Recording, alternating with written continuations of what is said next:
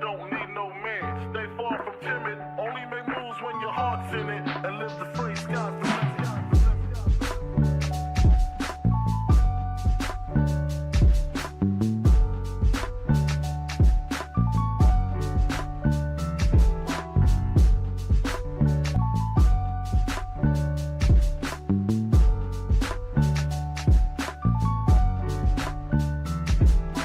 Never been as broke as me. I like that. When I was young, I had 2 pair of leaves. Besides that, the pinstripes and the gray. The one I wore on Mondays and Wednesdays. While niggas flirt, I'm throwing tigers on my shirt and alligators. You wanna see the inside? I see you later. Here come the drama. Oh, that's that nigga with the fake. Wow, why you punch me in my face? Stay in your place, play your position. Here come my intuition. Go in this nigga pocket, rob him while his friends watch it, and hoes clock it. Here comes respect. His crew's your crew, or they might be next. Look at they man, big man, they never try, so we roll with them. I stole with them, I mean loyalty. Niggas bought me milks at lunch. The milks with chocolate, the cookies, butter crunch, 88.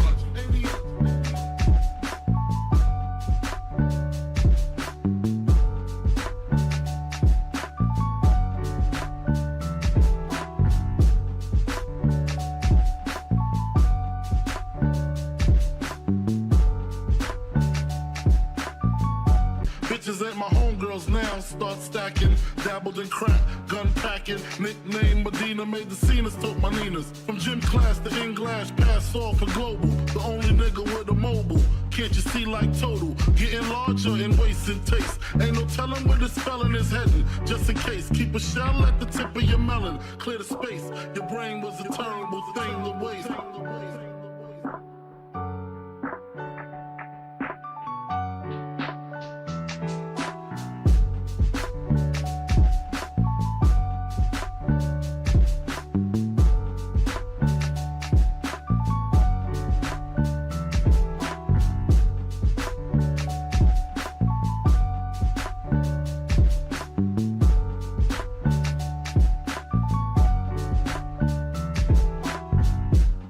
Realizing to master enterprise, and I ain't have to be in school by 10. I then began to encounter with my counterparts on how to burn the block apart.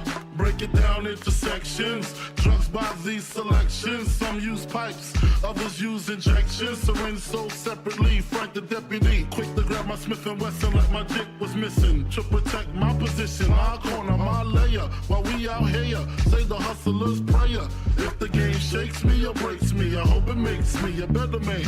Take a better stand, put money in my mom's hand. Get my daughter this college plan, so she don't need no man. Stay far from timid, only make moves when your heart's in it, and live the phrase, sky's the limit. Motherfucker.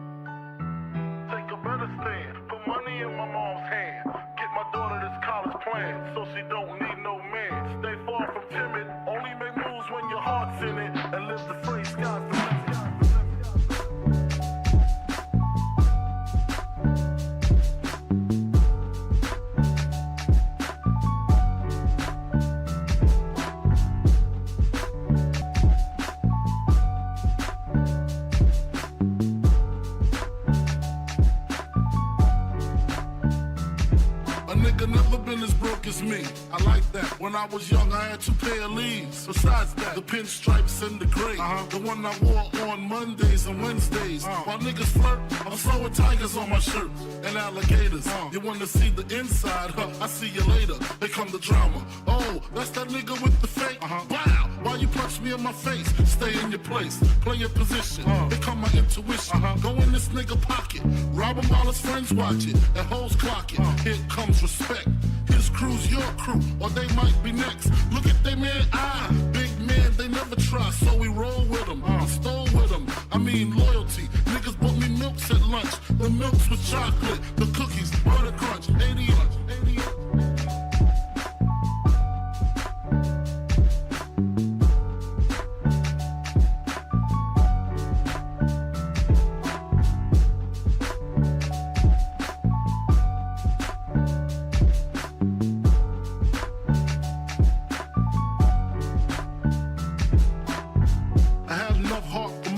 Long as I got stuff for most of them soft. Even when I was wrong, I got my point across. They depicted me the boss. Of course, my orange box cutter make the world go round. Plus I'm fucking bitches at my homegirls now. Start stacking, dabbled in crack, gun packing. Nickname Medina, made the scenes, took my Ninas. From gym class to in-glass, pass off for global. The only nigga with a mobile. Can't you see like total? Getting larger in waist and taste. Ain't no telling where this spelling is heading. Just in case, keep a shell at the tip of your melon. Clear the space. Your brain was a terrible thing to waste.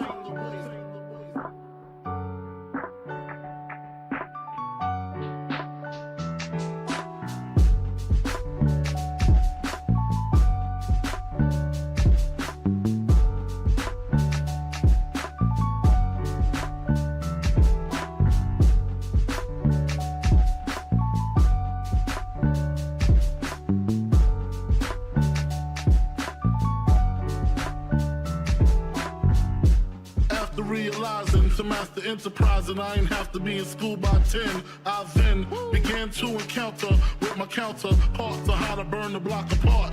Break it down into sections. Drugs by these selections. Some use pipes, others use injections. Syringe sold separately. Frank the deputy, quick to grab my Smith & Wesson like my dick was missing. To protect my position, my corner, my layer. While we out here, say the hustler's prayer. If the game shakes me or breaks me, I hope it makes me a better man. Take a better stand, put money in my mom's hand. Get my daughter this college plan, so she don't need no man. Stay far from timid, only make moves when your heart's in it. And live the phrase, sky's the limit. Motherfucker.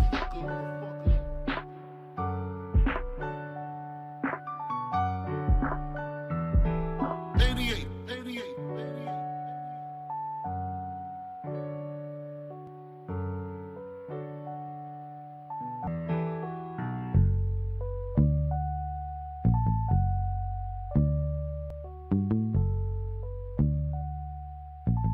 The phrase, sky's the limit.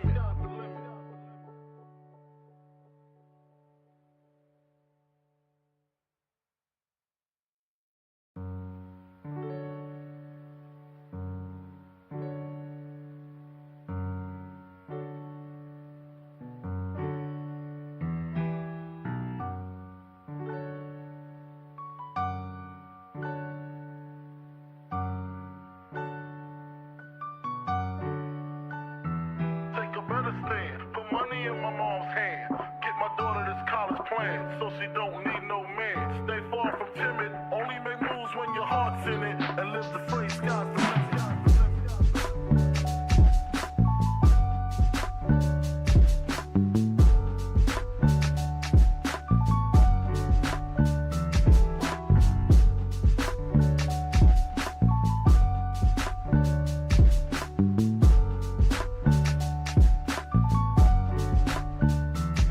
A nigga never been as broke as me. I like that. When I was young, I had 2 pair of leaves. Besides that, the pinstripes and the gray. I wore on Mondays and Wednesdays. While niggas flirt, I'm sewing tigers on my shirt and alligators. You wanna see the inside? I see you later. They come the drama. Oh, that's that nigga with the fake. Wow, why you punch me in my face? Stay in your place, play your position. Become my intuition. Go in this nigga pocket, rob him while his friends watch it. And hoes clock it. Here comes respect. His crew's your crew, or they might be next. Look at they man, big man, they never try, so we roll with them. I stole with them, I mean loyalty. Niggas bought me milks at lunch. The milks with chocolate, the cookies, butter crunch, 80 lunch, 80 lunch.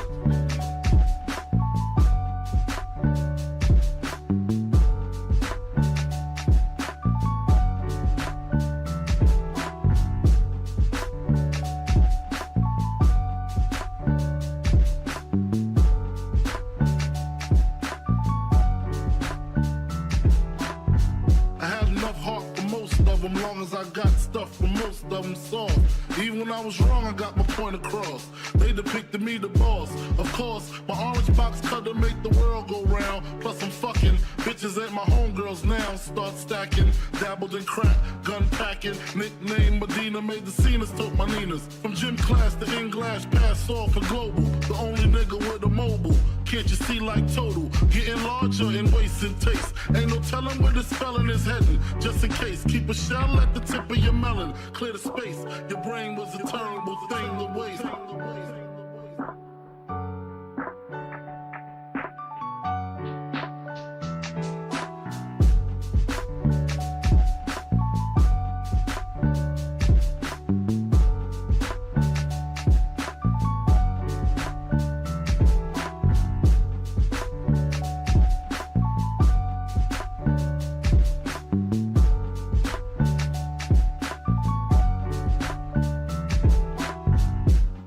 Realizing to master enterprise, and I ain't have to be in school by 10. I then began to encounter with my counterparts on how to burn the block apart.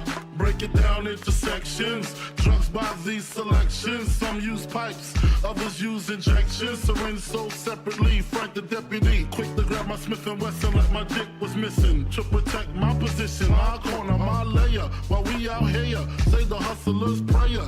If the game shakes me or breaks me, I hope it makes me a better man. Take a better stand. Put money in my mom's hand. Get my daughter this college plan, so she don't need no man. Stay far from timid. Only make moves when your heart's in it. And live the phrase, sky's the limit. Motherfucker.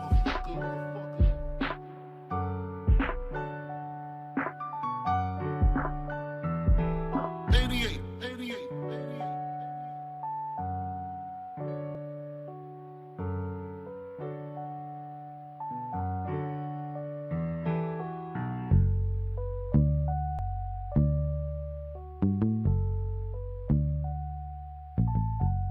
And live the phrase, sky's the limit.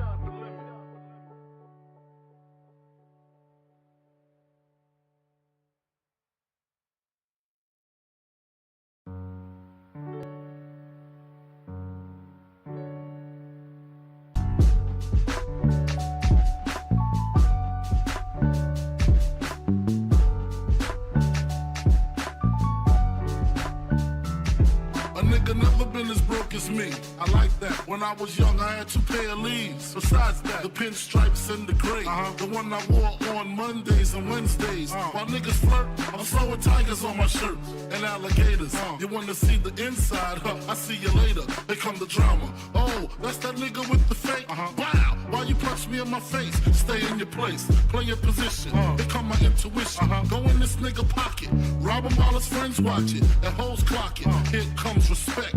His crew's your crew, or they might be next. Look at they man, big man, they never try, so we roll with them. I stole with them, I mean loyalty. Niggas bought me milks at lunch. The milks with chocolate, the cookies, butter crunch, 80 lunch, 80 lunch.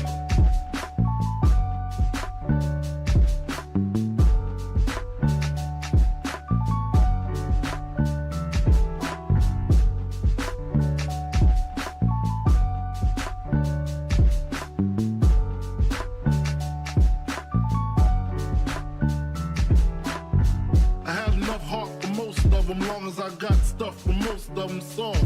Even when I was wrong, I got my point across. They depicted me the boss. Of course, my orange box cutter make the world go round. Plus I'm fucking bitches ain't my homegirls now. Start stacking, dabbled in crack, gun packing. Nickname Medina, made the scenes, took my Ninas. From gym class to in-glass, pass off for global. The only nigga with a mobile.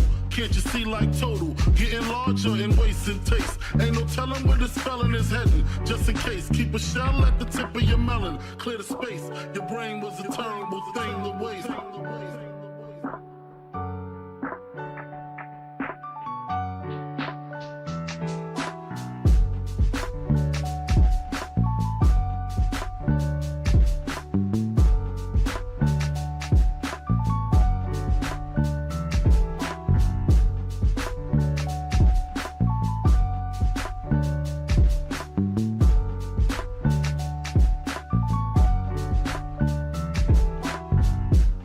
Realizing to master enterprise and I ain't have to be in school by 10. I then began to encounter with my counterparts on how to burn the block apart.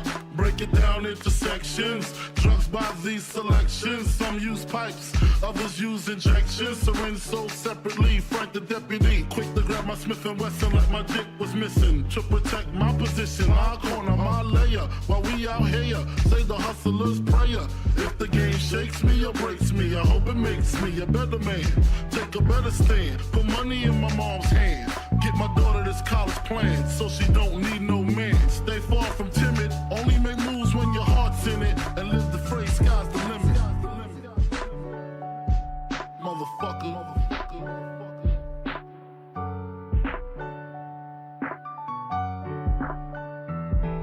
88.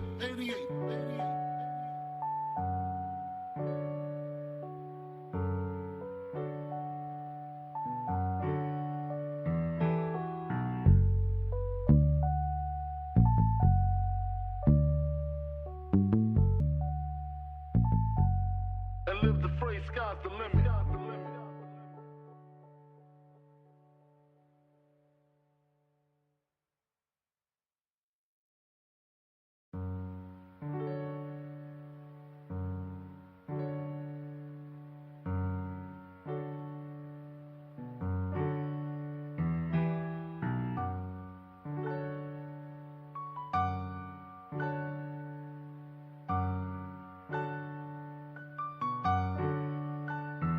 Take a better stand. Put money in my mom's hand. Get my daughter this college plan so she don't need no man. Stay far from timid. Only make moves when your heart's in it. And live the phrase, sky's the limit.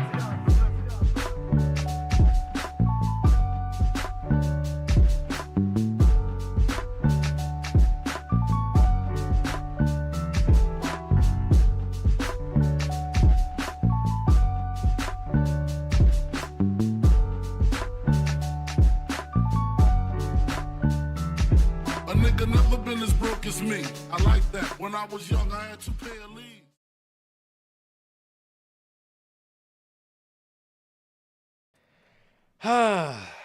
Good Lord. Good Lord.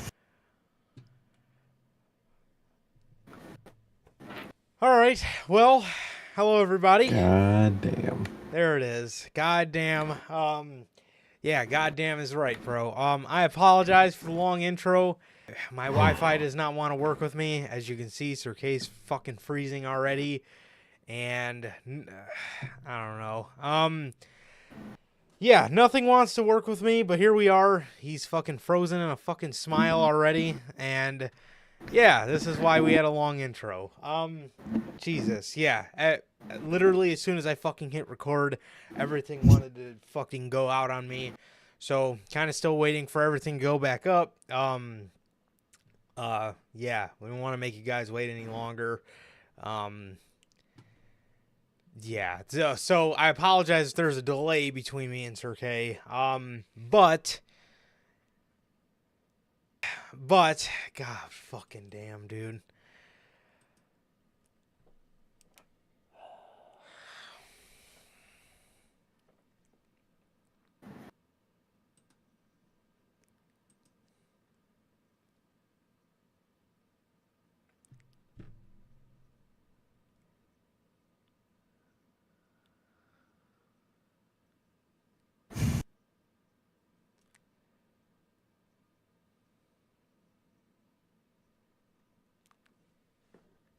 Okay. God damn. Looks like we're getting somewhat up to speed. I think, I hope. Okay.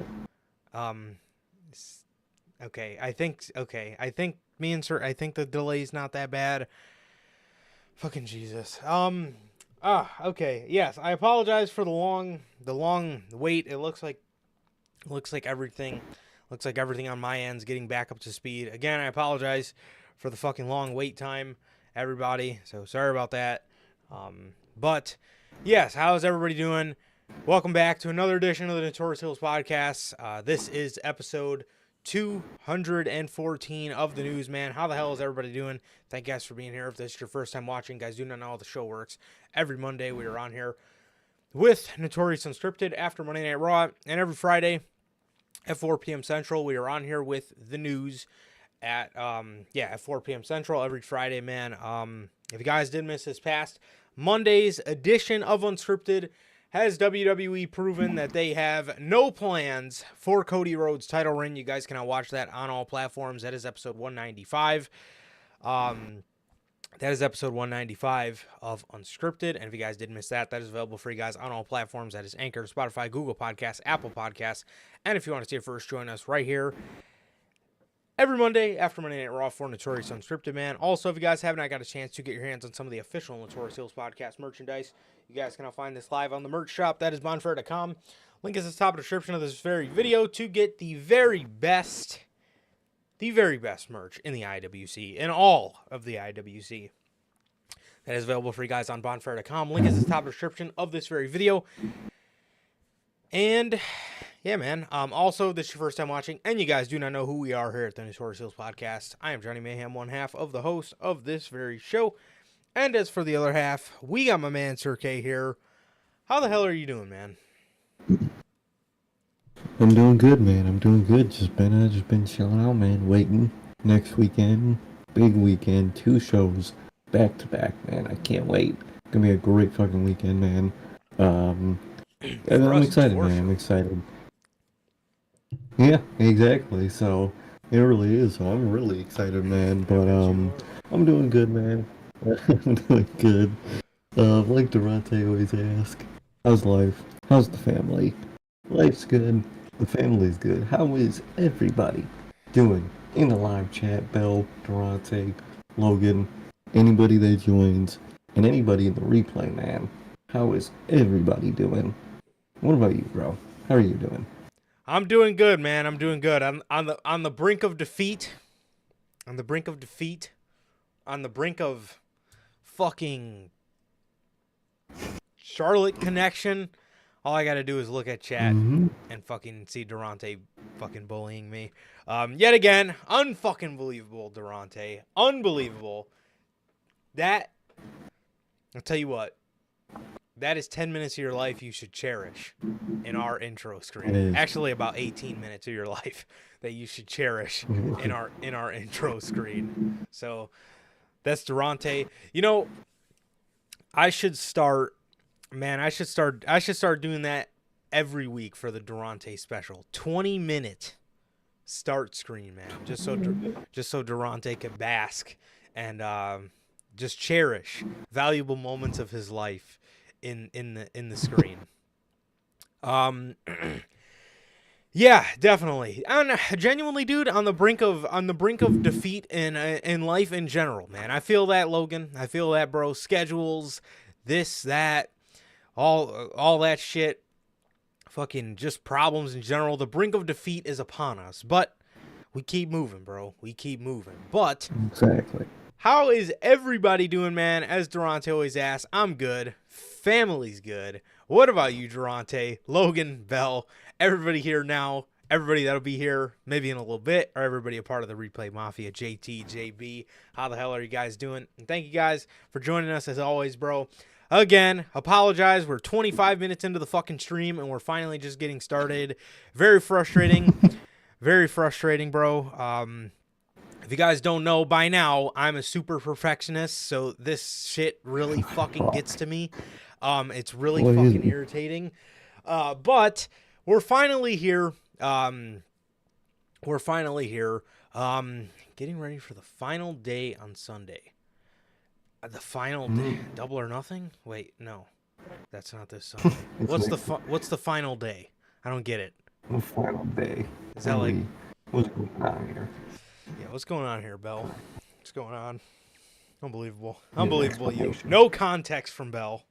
Unbelievable. No. But yes. Also, man, very nice to see the manager, bro. Very nice to see the manager, man. Hell We missed yeah. the manager. I miss him. This man's been busy. This man's been grinding. I but respect goddamn, it. I respect it, but I miss my boy, bro. So, yeah. So, again, man, how's everybody doing? And without any further ado, oh, God, I'm assuming you mean soccer football, right? Yeah, the fake football, but I respect it. Well, yeah, man. So yeah, it's been a pretty interesting time in sports, man. It's been a pretty interesting time in sports. I will say, bro, definitely from the basketball side of things, man. These NBA playoffs are pretty good this year. They're pretty good this year, man. You got a lot of up and comers, man. You got, I've been a Mavericks fan since Dirk. I've been a Mavericks fan since I was with Dirk, so it's very nice to see them kind of back into the mix of things, bro. It's nice to see Oklahoma City, nice to see a young team in there. The Timberwolves, bro. The Timberwolves look fucking legit, and I love the Denver Nuggets. I love Nikola Jokic, bro. So, and then the East side of things is okay. It's crazy seeing the Knicks win. It's crazy seeing the Knicks be like a legitimate team that people like are actually fucking with. And it's pretty cool, bro. It's pretty cool. But it's been an interesting playoffs this year. It's been an interesting playoffs this year, man. But I'll tell you what, Logan, man, you're Minnesota Timberwolves, bro. Anthony Edwards, man, he's been looking like that dude. I cannot lie, bro. He's only been in the league like 4 years, bro, but he legitimately looks like a fucking superstar out there, man. So it's been a good NBA playoffs, man. Durante, man, just give me a minute, all right? Cut me some slack, okay? God damn. In a minute, I'm gonna take Durante's wrench away. The wrench he'll be on wrench timeout, man. He'll be on mod timeout, man. And you know who's gonna go there with you? Bell. Damn. Bell, man. She's been on tomfoolery for like the past week. The past 2 weeks. Bell's been on some straight tomfoolery. So I don't know what's going on around here. But anyways, yeah, bro. The Pacers and that's another team too. The Pacers, bro. It's so refreshing seeing like newer teams kind of in the mix of the playoffs. But it's been a pretty good playoffs, bro. This is always my favorite time of year. I love in traditional sports. I guess if you don't consider professional wrestling a sport, I love me some NBA playoffs, bro. I love me some NBA playoffs. I'm about as casual of an NBA fan as it gets. I will watch the playoffs. I will not watch in the regular season. Man. But it's just too fucking long. But that's right, Durante, man. That's right. You better be kidding, or else I'm revoking. Nobody gets a wrench. Okay? How about that? Wow. But Damn. anyways, all jokes aside, bro. All jokes aside, man. So today we're gonna start you guys off. With some Clash at the Castle news. Bro. Man. So over the past week, there's been some. Over the past week, bro, there's been a lot of outrage, I guess, in the wrestling community. Most notably the international fans, I guess, or really anybody, really anybody, I guess, in the international market. in the international market, or I guess looking to attend one of these shows. But it looks like WWE has been under fire by their international fans for the Clash at the Castle ticket prices. So, according to BBC, pause. I hate you so much. Wrestling fans are expressing outrage over. Oh God, good Lord! I don't know where my eyes just went. Good Lord. Golly. Okay, my bad. I just had a total glitch in the system. Okay, my bad. Wrestling fans are in total outrage over ticket prices for Clash at the Castle. Tickets are starting at about 300 euros, while premium seats exceed 2,000 euros, putting the event out of reach for many. Several fans shared their frustration with BBC Scotland News, pointing out that they are being priced out of the event and missing out the opportunity to see Scottish wrestling talents like Piper Niven, Alba Fire, Nikki Cross, and Drew McIntyre. Lewis McLean, an 18-year-old wrestling fan from Glasgow, hoped to attend the show with his father, Craig, but the ticket prices made it impossible. They say to be able to attend one of these live events in Scotland is quite the big deal to us, he explained. However, after calculating it, it would cost 900 euros for him, his father, and his cousin to attend with the cheapest tickets. He can far too much. Journalist Ross Brady, a dedicated WWE fan who traveled to various events, including WrestleMania in New Orleans, also expressed disappointment. Although he lives just 20 minutes from the venue, he will not go to the arena. He says, I'll have to watch it on TV, save myself some money. I'm not paying these crazy prices. The OVO Hydro venue can accommodate 14,300 people, but despite this capacity, hundreds of seats remain unsold, indicating that the high ticket prices have actually prevented many from attending the show. We'll have to see if WWE will decide to lower the ticket prices in the end before the Clash at the Castle event on June 15th.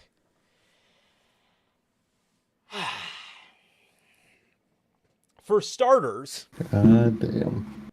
Bro, for starters, this is something me and Sir K have talked about in the States, here in the United States, for years. We've talked about this shit for years, bro. Back when WWE wasn't good, all we were saying all the time was, maybe even if WWE was good, we probably still wouldn't go to a WrestleMania because they fucking charge you an arm and a leg for a ticket. So this doesn't shock me. I believe 300 euros and about translates to about $375, almost $400 in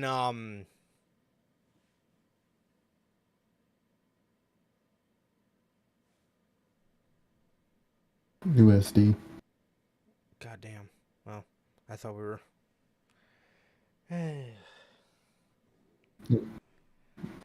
Yep.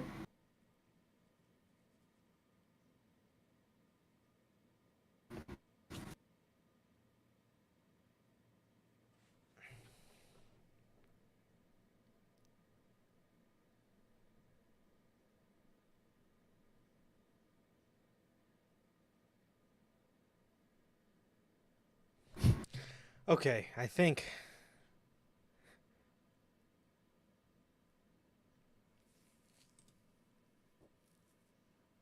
Okay, I think we're back somewhat. Bro, Bell, bro. I just read your fucking comments, dude. I just read your comments, bro. I don't know why every time I see that little E, I think of euros. But anytime I said euros, ladies and gentlemen, I meant pounds. My bad. Every time I see that E, I don't know why I always think euros, but my bad. Yes, pounds. My bad, dude. I don't know why that didn't connect, but yes, pounds. 300 pounds. Why the fuck did I say euros? Jesus. Yeah. So 300 euros or no pounds. God, I fucking did it again. 300 pounds in. Accumulates to about $375 to about $400, so in USD. As this shit is just not fucking working for me today, bro.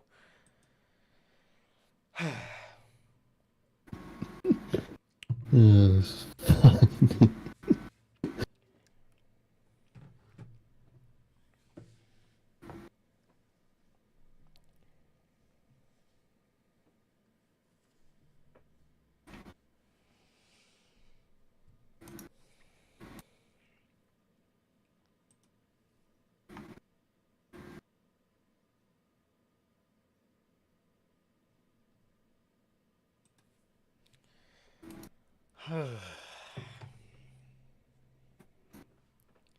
Christ's sake. Okay, I Ah, think. damn.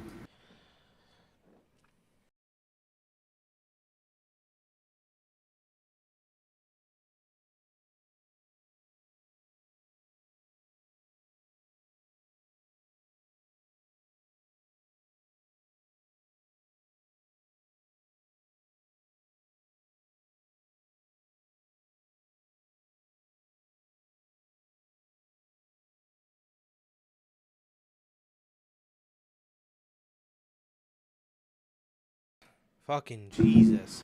Yes, so thanks Damn. thanks to Bell on the God. assist.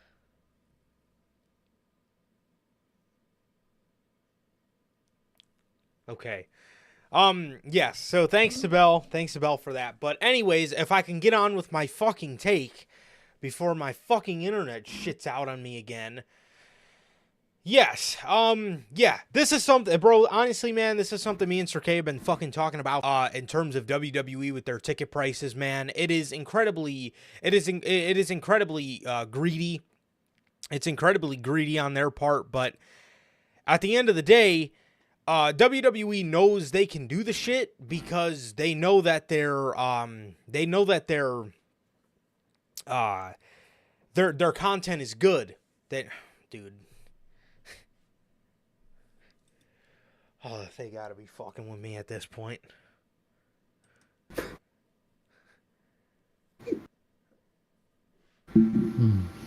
Christ's sake.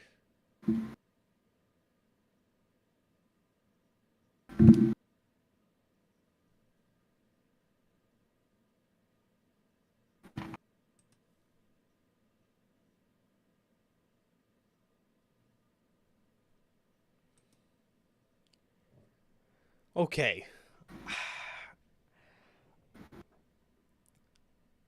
Are we back? I think.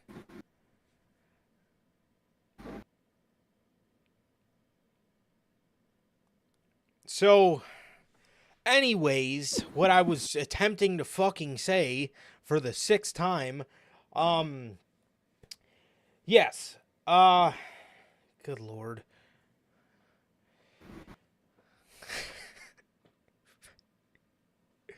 You've got to be serious right now, dude.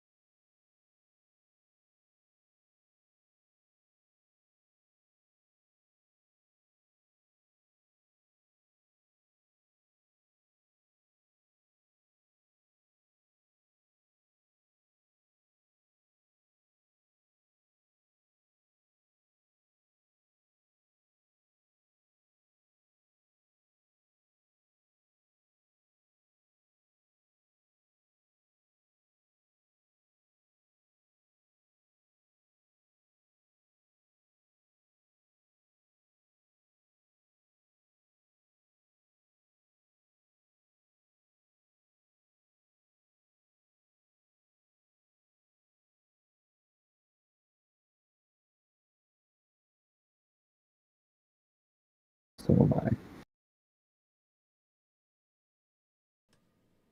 God damn. God fucking damn is right.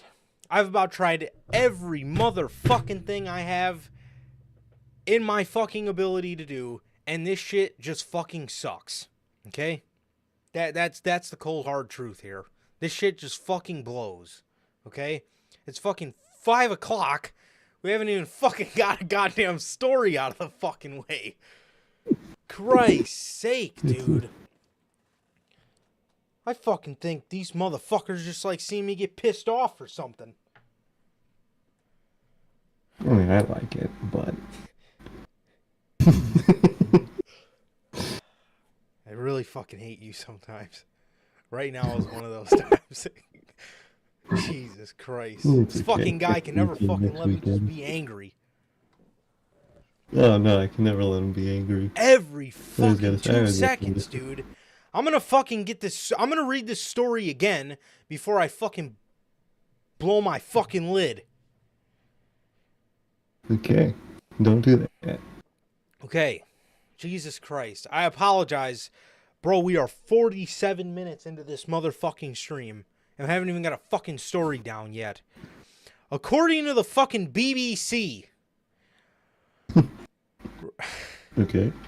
wrestling fans are expressing outrage over ticket prices for Clash at the Castle. The cheapest tickets are starting at £300, while premium seats have exceeded £2,000, putting the event out of reach for many. Several fans have expressed their frustration with BBC Scotland News, pointing out that they are priced out of the event and missing out on the opportunity to see Scottish wrestling talents like Piper Niven, Alba Fire, Nikki Cross, and Drew McIntyre. Lewis McLean, a 18-year-old wrestling fan from Glasgow, hoped to attend the show with his father, Craig, but the ticket prices made it impossible. To be able to get one of these live event tickets in Scotland is a big deal to us, he explained. However, after calculating, it would cost almost £900 for him, his father, and his cousin to attend with the cheapest tickets. It's just far too much. Journalist Ross Brady, a dedicated WWE fan who traveled to various events, including WrestleMania in New Orleans, also expressed disappointment. Although he lives just 20 minutes from the venue, he won't go to the arena. He says, "I'll have to watch it on my TV, save myself some money. I'm not paying extortionate prices. The OVO Hydro is able to accommodate 14,300 people despite this capacity. Hundreds of seats remain unsold, indicating that the high ticket prices have actually prevented many from attending the show. We'll have to wait and see if WWE decide to lower the ticket prices before Clash at the Castle on June 15th. As I was saying 20 fucking minutes ago, bro, me and Sir K have been talking about this problem with WWE for a while. Even when WWE was shit, we constantly said we would never go to a WrestleMania because even if it was good, the ticket prices would still be insane. However, here's where the change comes in. What is going on, JT, by the way? I fucking apologize that you had to probably stare at black screens when you got in here. How the hell are you doing, bro? Anyways. Yes. Anyway, what I was saying is the change in mentality of this is me and Sir K will go to a WrestleMania nowadays because we were going to go to WrestleMania 41 if it was in Minnesota, but obviously that didn't happen. But see, the change with WWE comes from nowadays, like I said, we would be willing to go to a WrestleMania because the shit is actually fucking good now. The shit is actually good. And that's where the part that sucks comes in, because WWE knows they got people by the balls in terms of they're hotter than probably they've ever been. Especially in terms of like revenue and stuff like that. They're hotter than they've ever been. Creative's fucking fantastic right now. So they know they got people by the balls, but dude, I'm telling you, this is, if I could say one good thing about AEW, even though late last year or in the middle of last year, they tried to revert away from that. They tried to revert away from their cheap, affordable ticket prices so people can actually come to the show. That's one thing that is better about a place like AEW is in the beginning of AEW, when the product was hotter than it's ever been, they wore that badge proudly. They wore the, we are going to purposely, have our tickets be a little cheaper so people can actually afford them and not break the fucking bank. I mean, WrestleMania tickets, dude, both nights, you're looking at anywhere from $900 to $1,200. You know what I mean? But that's what sucks is WWE is good. So I will be more than fucking willing to pay that because I know I'm going to be getting a fucking stellar show. Now, you're going to obviously have to give people time to build up and save up that money, which is why these international pay-per-views, WWE's got to stop announcing these things fucking 3 months beforehand. You know what I mean? They fucking announced it in March. Oh, we're coming to Clash at the Castle, Scotland in June. Bro, if you're going to have fucking ticket prices that are 300 pounds minimum, which again, like I said in USD is about, it's about, well, let's see. Damn near 400. Like 380 probably. Let's see. 370 something. Insane fucking ticket prices. Crazy as hell. Yeah, so 300 pounds accumulates to about $381 US. So you're looking at upwards $400 per ticket, and that's minimum. That's minimum, okay? The premium tickets are 2,000 pounds. 2,000 fucking pounds. Like, am I going to WrestleMania? I fucking better be at that point. Seriously, bro. But yeah, man, I mean, WWE, they have to stop announcing these international events. If this is what their ticket prices are going to be, you got to stop announcing this shit 3 months in advance. You have to give that audience at least 6 months, at the fucking bare minimum 6 months. You got to let them know you're coming to their country, their city, their whatever. You got to let them know you're coming because, again, bro, I don't know who the fuck you people think we are, but, bro, we are fans trying to enjoy the show, man. We are not fucking billionaires. It's not a bunch of Tony Khans coming to the fucking show. You have regular working class fans that want to pay and save their hard-earned money to come to your show. But if you don't give us time to save up our hard-earned money, we can't come to the fucking show. And as they say in here, a lot of tickets are unsold. And Wonder why. Hopefully WWE lowers that because again, it's ridiculous. It's ridiculous how much they how much they expect to charge for these events, and again give you little to no time to save for the shit. It is incredibly annoying. Especially when the way WWE does pay-per-views is they have people bid on the pay-per-view, so no matter what, they're making money. So you would think, okay, we already made a good money from just going to this place. Why don't we, lower the ticket price a little bit to get more fans in the arena?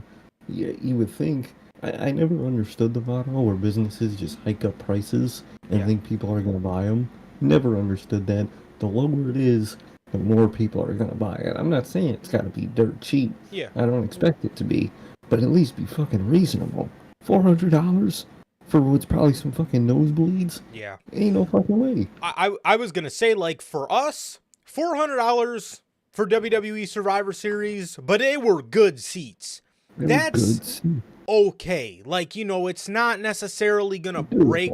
It's not necessarily going to break the bank. Obviously, it's going to hurt, but it's not necessarily going to break it, right? And it's doable. You can work around that, right? You can work around that. But again, if that's $300 minimum, if that's $300, almost $400 US minimum, imagine what the fuck, like, regular seats, like the ones we had at Survivor Series, just regular, Section 100 seats, are gonna cost?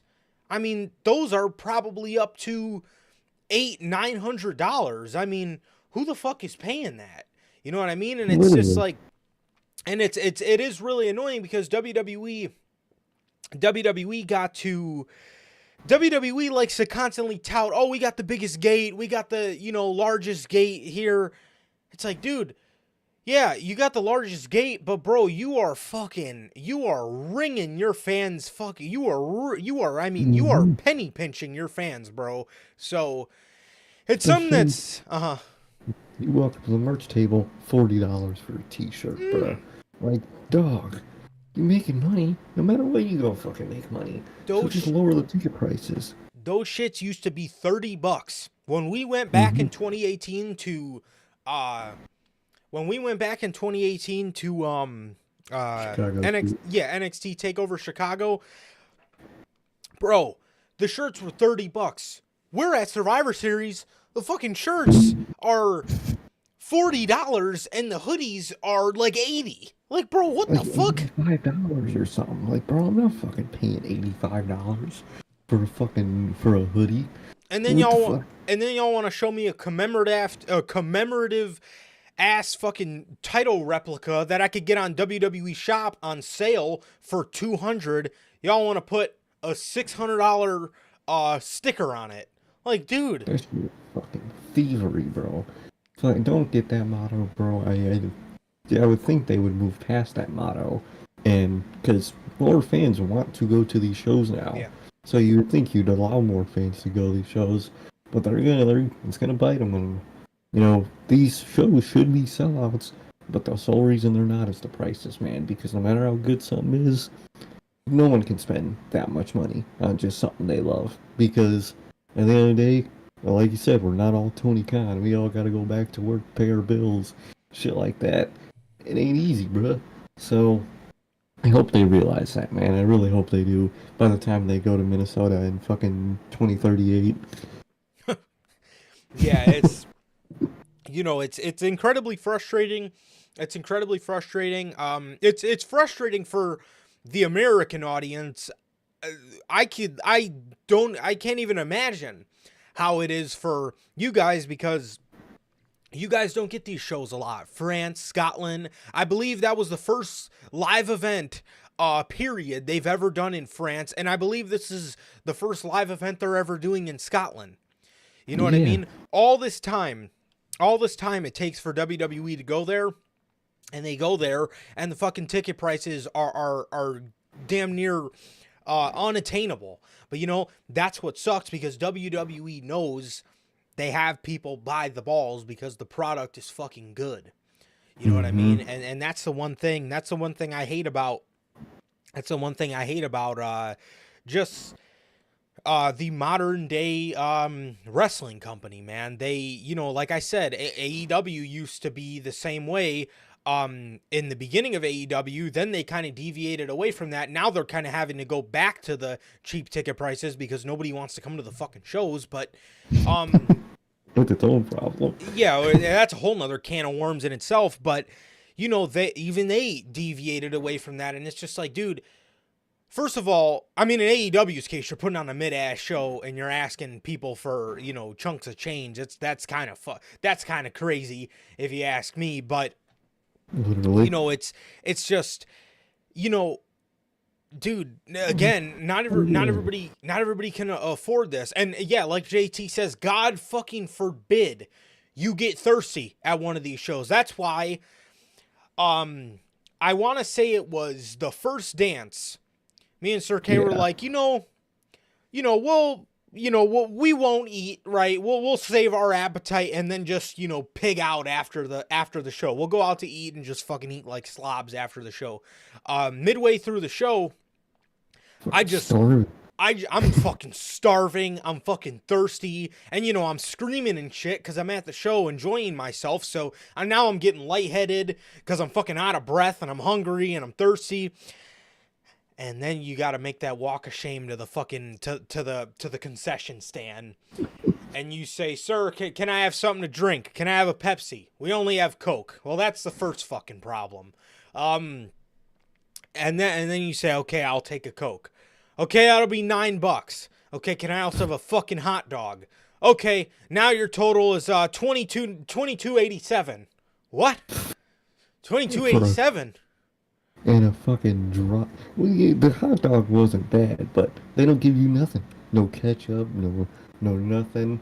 Nothing. They just give you just a bare ass hot dog to fucking scarf down. Fucking Bro, bullshit. give me, bro.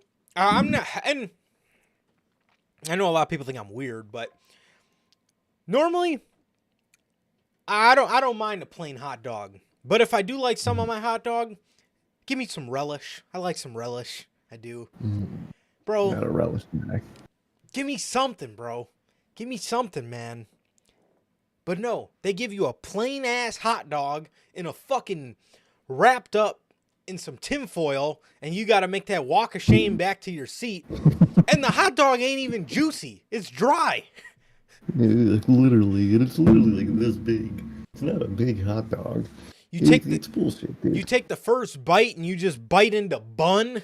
You didn't even get to the fucking hot dog yet, bro. God damn.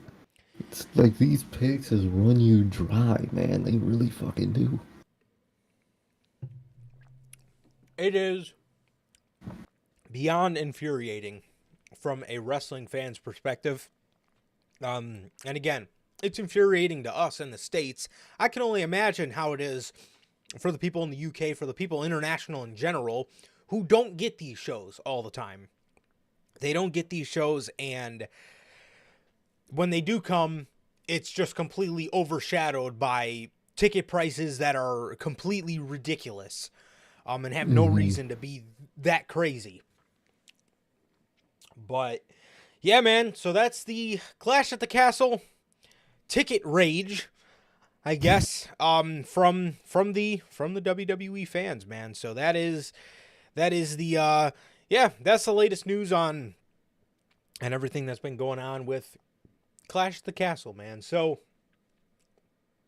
with that, speaking of some things that WWE could possibly be doing that are annoying, Dana White was at a UFC St. Louis press conference. And he was asked about how UFC is going to be doing their shows following the merger with WWE and TKO. He had this to say: "You're going to see Friday Power Slap." First of all, why the fuck is that even still a thing? It happened to me almost every week. I would fall asleep during Dynamite, and I would fucking wake up, and I would grab my remote so I can go back and watch what happened, and I could not find my remote, and I was just too tired to move, and I had to fucking sit there and watch these idiots just slapping each other in the fucking face. Oh. Dude, another thing I hated about that fucking show was it was so loud. Like, they turned the audio up so much more than Dynamite had it. So, I would just fucking wake up, and my TV's just blasting fucking dude. Power Slap, dude. Like, dude, no one's watching this shit, bro. Yeah, get that shit out of here. What up, Doghouse? How the hell are you, bro? How the hell are you? How you doing, man? So, he says, a Friday, you're going to see Power Slap. Saturday, UFC, and Sunday, WWE. You'll start seeing that stuff, too.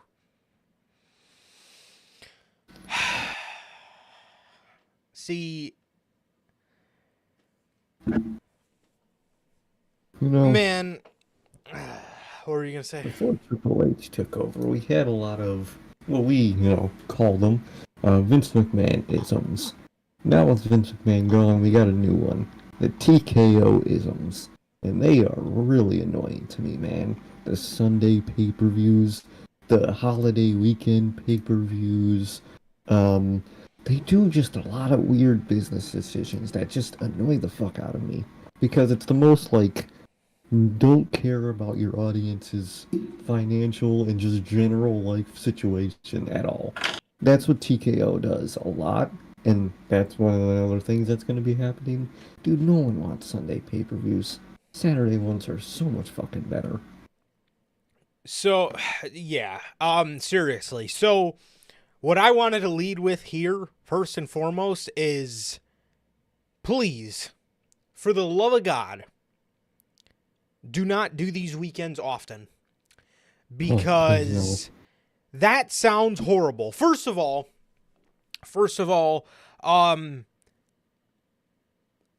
I know how annoying this is this is annoying for everybody. People have work Mondays, kids have school Mondays. Do you know how much I hated as a kid?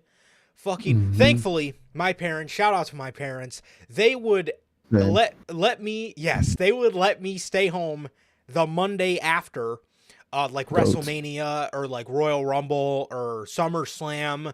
Sometimes SummerSlam, sometimes not, because SummerSlam always fell around. It was SummerSlam, and then the next day was literally the first day of school. But they would, let me miss those, and Survivor Series. They would let me miss the Big Four directly after the pay-per-view. So shout out to my parents, but it wasn't always like that. When I was a kid in elementary school, no, I was at school the next day. And I'll tell you, after those pay-per-views, I fucking hated having to go right to sleep because I had school the next day. I'm hyped up. I just seen, X, Y, and Z happen. I don't want to fucking go to sleep. As a little kid, I want to fucking stay up and play with my fucking action figures and, reenact, I don't know what the next 6 months of WWE is going to be like in action figure form. That's what I want to do as a fucking kid. So them going back to Sunday pay-per-views, I hate that, and I really hope that these weekends don't happen much. Obviously, I know they're going to happen because it's going to be great for business and it's going to attract all this kind of stuff, and it's going to attract, it's what were you going to say? Is, dude, they think those weekends are going to be like great for business, which physically when they go to locations, yeah. But in terms of just a general watching audience, people that love UFC aren't watching the wrestling the next night, and people for the most part that love wrestling are watching UFC the night before. They're not very overlapping things. No, it's not going to be much of shared viewership at all, which is the annoying part. It is because Dana, actually, now that, on the topic of the guy, Dana White literally said about like 2 years ago in an interview, if you like WWE, he did say there are some people that do like both. There are some people.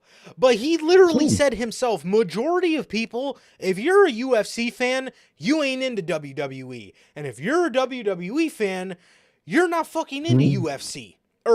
Yeah, you know what I mean? Yeah. Vice versa. You're not into it. You know what I mean? I personally don't watch UFC. I have people all the time, man, you should really get into UFC. It's just not my thing. It's just not my fucking thing. Bro. I like WWE better. I like, I like more of the theatrics, the storytelling in professional wrestling. I like all the just different little quirks that go into professional wrestling as opposed to just watching two people fighting. And of course, the UFC fan would say, well, I don't want to watch people fake fight in their underwear. That's how these fan bases think of each other. Like Sir K said, they're not overlapping fucking fan bases. You know what I mean? They're not at all. Like I said, UFC fans say stuff like that. WWE fans think of UFC as fucking, oh god, I don't want to see two people go in a cage and fucking fight each other like dogs. I don't. It's just fighting. If I wanted to see that shit, I would go watch fucking AEW. I would just go watch two people wrestling with no fucking story behind it. It's that's just what, that you have UFC at home. Exactly. UFC at home is AEW. Like, the fuck, like, I hate that TKO mindset that, like, they're gonna work so well, on the same weekend. It's not gonna work that well at all. All it's gonna do is overcrowd overcrowd cities with a bunch of fucking fans that don't like each other. With a bunch of fat marks and a bunch of fucking Jocks. just jocks. And I'm like, And celebrities. Dude, I fucking hate the UFC fan base for the most part. Those motherfuckers are insufferable, dude. Oh man, and then wrestling fans are just as bad. You can't fucking walk between 5 feet without smelling them and shit. Oh, those poor cities, dude. Yeah. I'll never forget that Survivor Series fucking hallway after the show. I'll never forget that. Never. That shit stunk, bro. I never smelled something so bad in my life. And I'm not even joking. It was genuinely that bad, dude. It really was. No, like, we always joke, like, oh, wrestling fans fucking stink. Wrestling fans. No. Like, dead ass. That hallway was so bad after Survivor Series, bro. Logan, you know. Bro. You know, you smelled it. Holy shit. Fucked. I don't know if Gotti smelt what we were smelling, because I know he was at the show too, but Jesus, bro. It was bad. Right in that moment, I started blueprinting Notorious Heels deodorant. The Notorious Heels fucking fragrance line. Man, right in my head, I'm like, dude, I'm bringing this shit by the box and passing this out next time we go to a WWE show. I'm selling this off in bulk. I'm even giving these motherfuckers deals. I'm telling you, man, just take it, please. Just take it. If you wear above a 4XL and above, you get it for free. How about that? All you gotta do is That's show me that tag.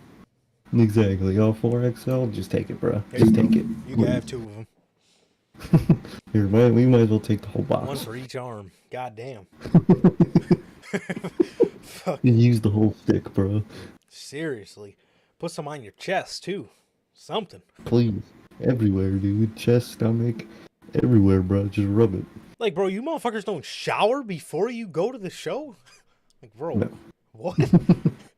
No, they get up, they get out of bed, they probably eat their slop breakfast, and they head right over. Jeez. Anyways, this sounds horrible.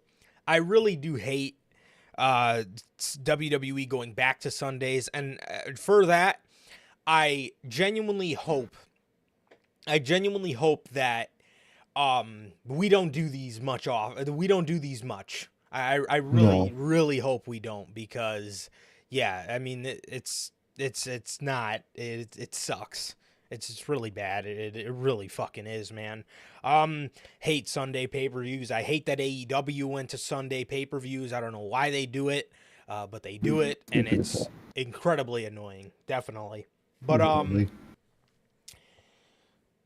yeah, so with that, man, just touching on some more WWE news.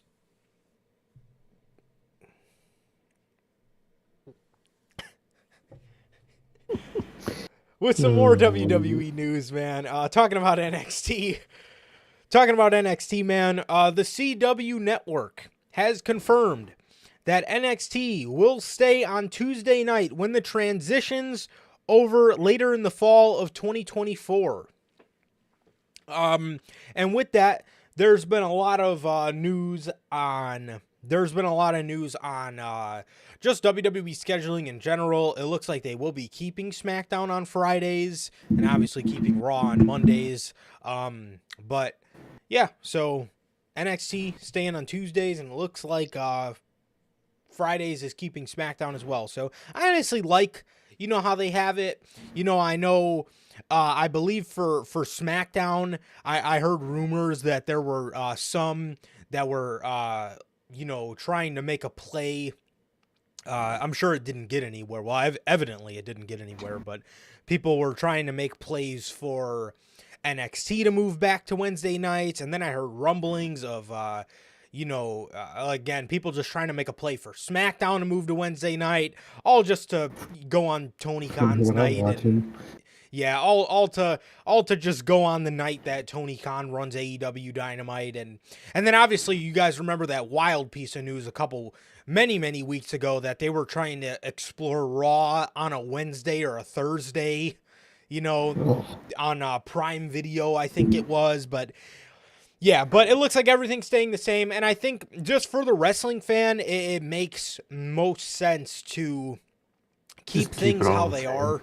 Yeah, because again, for overlapping things, I mean, it's just it doesn't play into people that watch both. Obviously, it plays to the tribalists, but it doesn't play into people that watch a Dynamite and a SmackDown, or a Dynamite and an NXT, or a Dynamite and a Monday Night Raw, or whatever. But everything's staying the same. Nothing's going to overlap, and I think it's best that way. Definitely, man. Definitely. I think it's a good way to do it. I would have loved if, NXT would have moved and we could have got SmackDown on Tuesday. I did love SmackDown on Tuesday, but I am perfectly fine with it still being on Friday. And it just makes the most sense to keep everything the same. You don't want to confuse your fan base, man. 100%, man. 100%. Speaking of AEW, man, Fightful Select is reporting the announcement of a new deal between AEW and Warner Brothers Discovery is expected to be kept close to the vest, and summer or fall could be a likely announcement point. Warner Bros. Discovery sources also indicated that Warner Bros. Discovery had interest in adding AEW pay-per-views to the Max slate for quite some time. Again, Hopefully. if you're gonna do it, that's the only way to do it. Is Literally. if you're gonna have 12 pay-per-views a year, or 9 pay-per-views with your 3 ROH pay-per-views a year, you might as fucking well. You might as well put them on Max, because nobody, and I mean nobody, is fucking paying $50 9 times a year to watch what turns out to be mid pay-per-views half the time. Mm-hmm. Exactly. Yeah, I mean, I'm sorry, bro, but again, now, here's the thing. If AEW, I'll tell you what, though, if AEW is going to 9 pay-per-views a year, I'll tell you one thing that really needs to take action immediately. They need desperately to shorten these pay-per-views, because Make it simpler. like Tony Khan likes to use the excuse of, I like to get everybody on the show. We only do them 4 or 5 times a year. I like to get everybody on the show. I'm telling you, quality over quantity.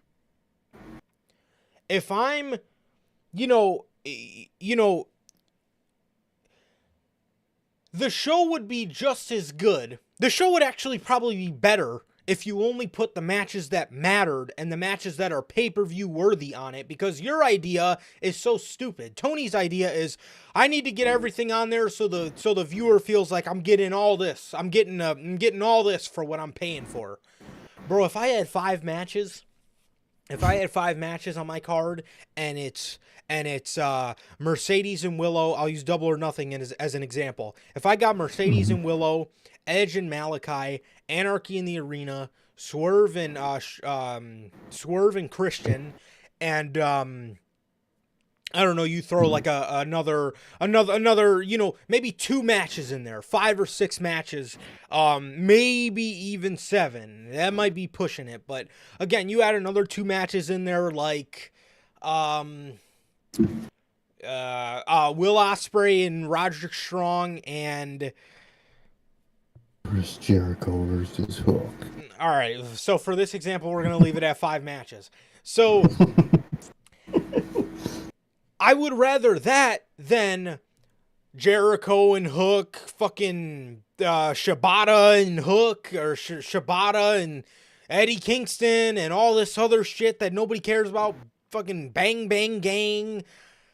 Nobody needs all that shit. Leave your card short, to the point. Again, I can't even think of other examples because half the shit's not pay-per-view worthy. I can't even think of other examples. They'll put a random fucking Dante Martin versus Ray Phoenix match on the fucking start of the pay-per-view, fucking day of, and you're thinking like, what the fuck are you doing, bro? It's so frustrating, man. But a lot of people were clowning because I guess last week there was a big Warner Brothers I guess meeting or something. Not meeting, but you know how they just talk about their deals and whatnot. Apparently AEW was mentioned in that meeting or like event at all. So they're gonna clown down like last Wednesday for it. But hopefully something goes through for them, man, and hopefully this pay-per-view system can change, man. Cause fucking hell, man. Well, next weekend we could actually finally see and you watch it on YouTube. Holy fuck! It took them that long. There you go. That's my 6 match. I completely forgot about Tony Storm and Serena Deeb. Boom. There's your 6 matches. Those are 6 matches that matter. You know, I mean, they've done a shit job with 2 of them. They've done a shit job with Ospreay and Roderick Strong. They just had their fucking first interaction 2 days ago.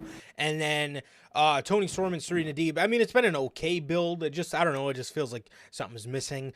But yeah, there's your 6 matches that matter. You don't need to have another 6 matches on the show to fucking prove a point that the viewer is getting their money's worth. I'm getting my money's worth. I felt fine after Backlash. How'd you guys feel? I didn't feel, man, WWE really gypped me this month on my Peacock bill. Man, they only gave me 5 matches. They really gypped me this month. I need way more matches on this damn card. Dude. Like, no one's saying that. Stupid, bro. It's fucking stupid, man. But, see, NBA has left TNT. NBA and TNT are done. It looks like the NBA is going to be going back to NBC. Mm-hmm. So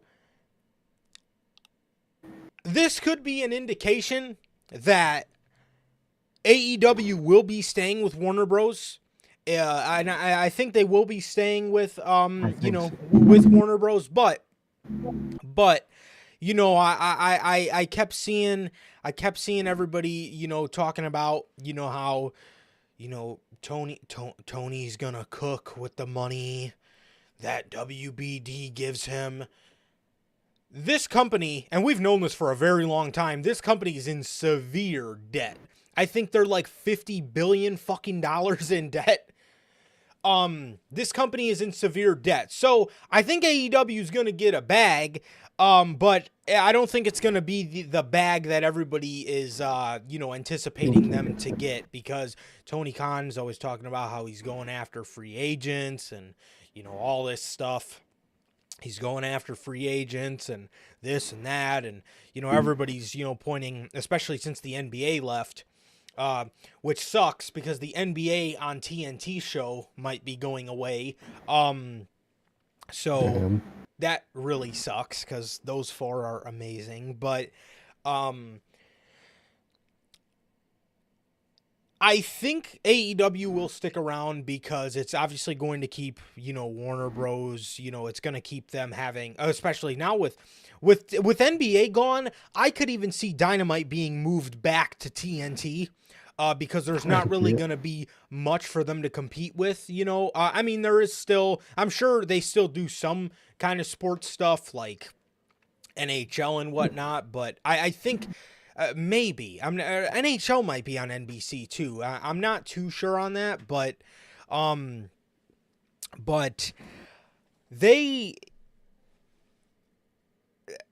do think they'll end up sticking around. Like I said, I mean, it is something on their network that's going to have people tweeting about them. It's going to keep their TV, it's going to keep their network. That's the word I'm looking for. It's going to keep their network somewhat relevant. So I think for that, they'll end up keeping AEW, yeah. But for everybody thinking that, they're going to get, some sort of crazy payday, again, I could see it, but you also got to keep in mind that Warner Bros. Discovery is in crazy, crazy debt. So they are in the mud financially, man. I'm always seeing posts about this movie got canned because of this. This got canned. Fucking there was gonna be some fucking Looney Tunes movie, I guess, one of those live action ones. They made it. and then they canned it for money. Didn't they I do that guess to Batgirl?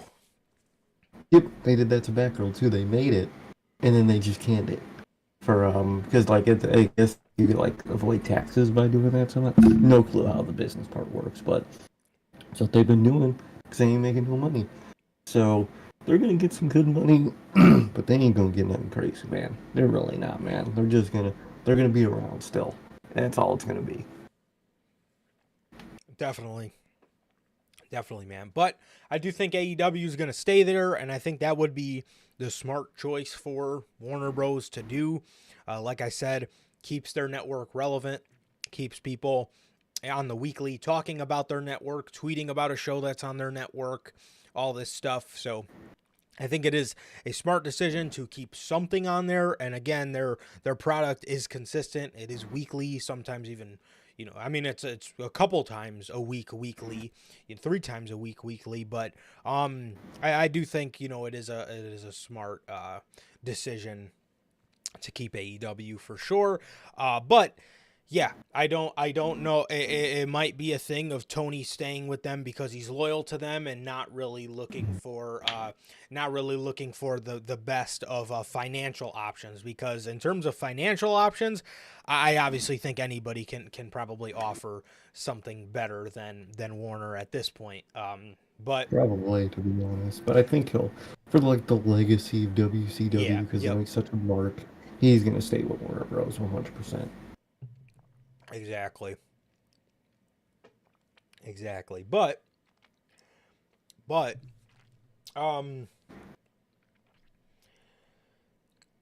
some more AEW news. Darby Allin. Yes, man. Oh Lord.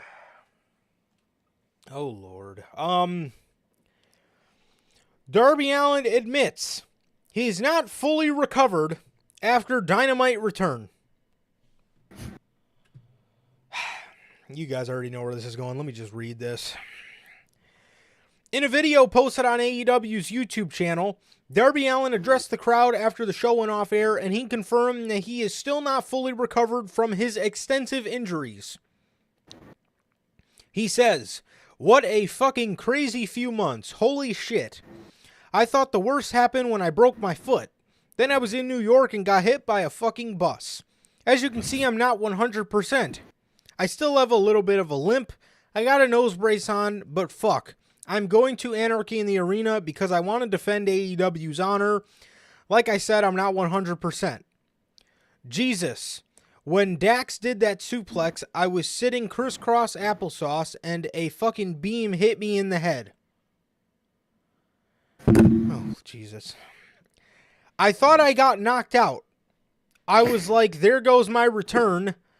I'm not going to keep you here for long because there's some more badass action to come. I got to go to the hospital. I'll talk to you guys later." Bro. What the fuck did I say 2 fucking years ago when that company, WWE, let Cody Rhodes do that shit at Hell in a Cell? What did I say? This is going to start a bad precedent. Oh, God. I was going to say, you said literally in that moment, this is going to fucking, this is going to make everybody else in the business think it's okay to work hurt. Exactly, dude. Exactly. Fucking then, we said it. It's going to start a bad precedent. Ever since then, both of these fucking companies are constantly, now, Tony Khan does it more. He does. But both companies now have people wrestle injured. Dude, I don't give a fuck what is going on TV, dude. If someone is legitimately has a broken bone, a fucking fucked up wrist, a concussion, fucking this, that, stay the fuck home. Literally, do they not watch Dark Side of the Ring? Literally, the embodiment of Dark Side of the Ring is we used to not care about our wrestlers' physical and mental health. That's bad. Look what happens when that happens. And it's a whole bunch of death and drugs and all this shit. And now, you fast forward, and for a long time, the business was so great. Fucking, you had people like Undertaker calling everybody soft because they played fucking video games in the back and shit. Now, 3 years later, we're back at it. Motherfuckers out there, broken wrist, broken leg, fucking broken nose, going out there wrestling, torn pec. This is not the way to fucking do it. I thought the business learned from those mistakes. You're gonna make something's gonna happen to somebody at one of these shows or in one of these companies, and it's gonna backfire, and someone's gonna get seriously fucking hurt, and I hope not worse, but it's gonna happen, and that's gonna be its own fucking lesson. This shit got to stop. It's got to. See, and so let me get something straight. So AEW suspended Sammy Guevara for not following concussion protocol, but Darby Allin says in here he got hit in the head so fucking hard by a metal beam under the ring that he thought he got knocked out. And he was still alive. I know there's people under the ring with him, and he was still allowed to not follow some sort of concussion protocol. So that's the first thing. And again, like Sir K said, what a horrible precedent this has set for the business in an entirety. I mean, dude, why? And I know Tony Khan probably marked out when fucking Darby Allin said he wants to defend AEW's honor because he's an AEW guy. Tony. And this goes the same for fucking Triple H because they just let fucking Seth Rollins go out there with a fucked up knee. Stop fucking letting people... They like to throw it at us. You guys don't care about us. Bro, y'all don't care about yourself. Think about yourself. Think about your fucking families, you idiots.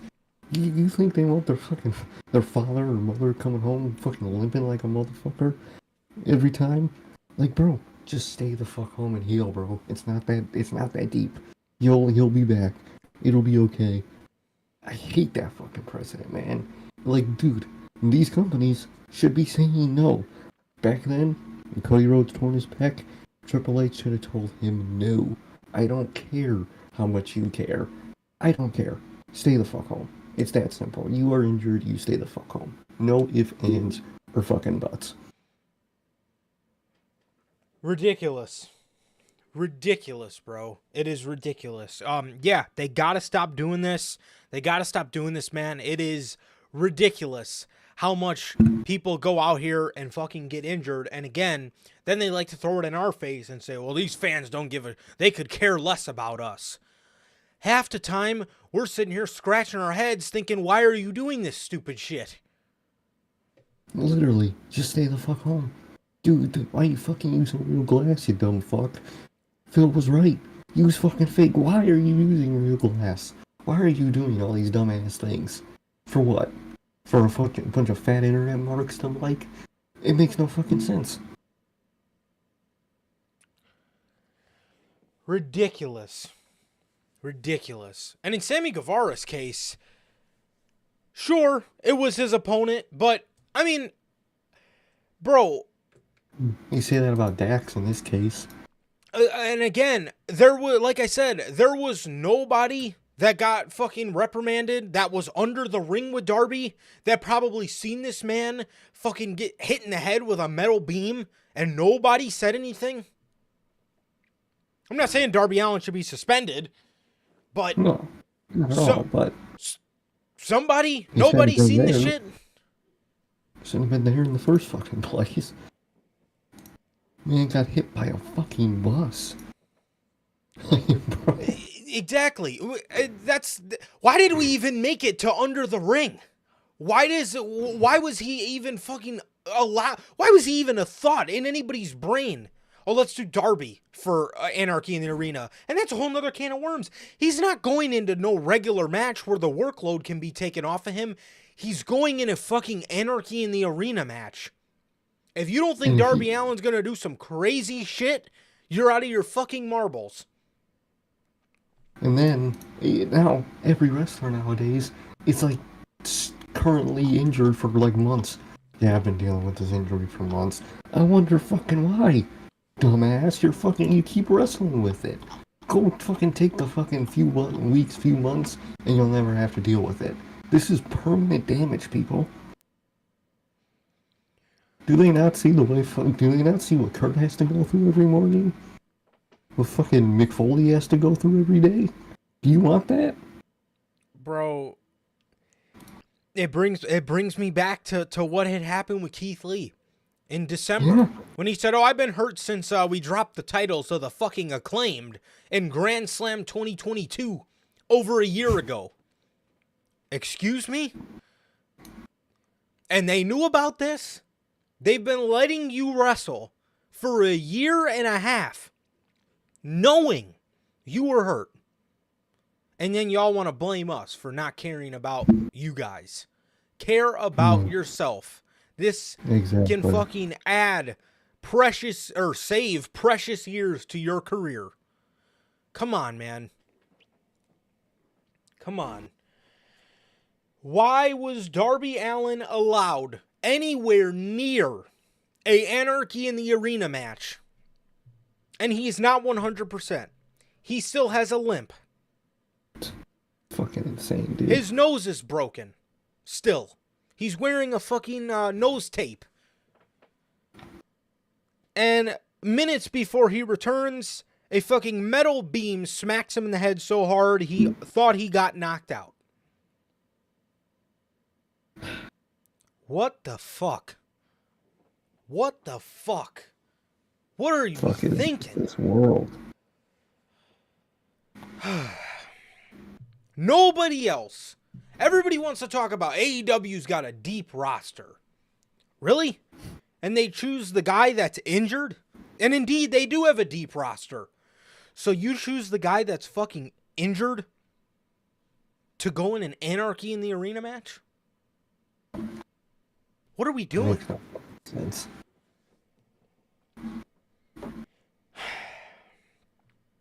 Ricky Starks. During a recent interview with What Culture, Ricky Starks was asked if there's a chance he'll be a part of the pay-per-view in Las Vegas. And obviously Double or Nothing. He says, "I would hope so." Starks answered, "But I really don't know. Every time I always predict something to go one way, it doesn't go that way. I really have no clue.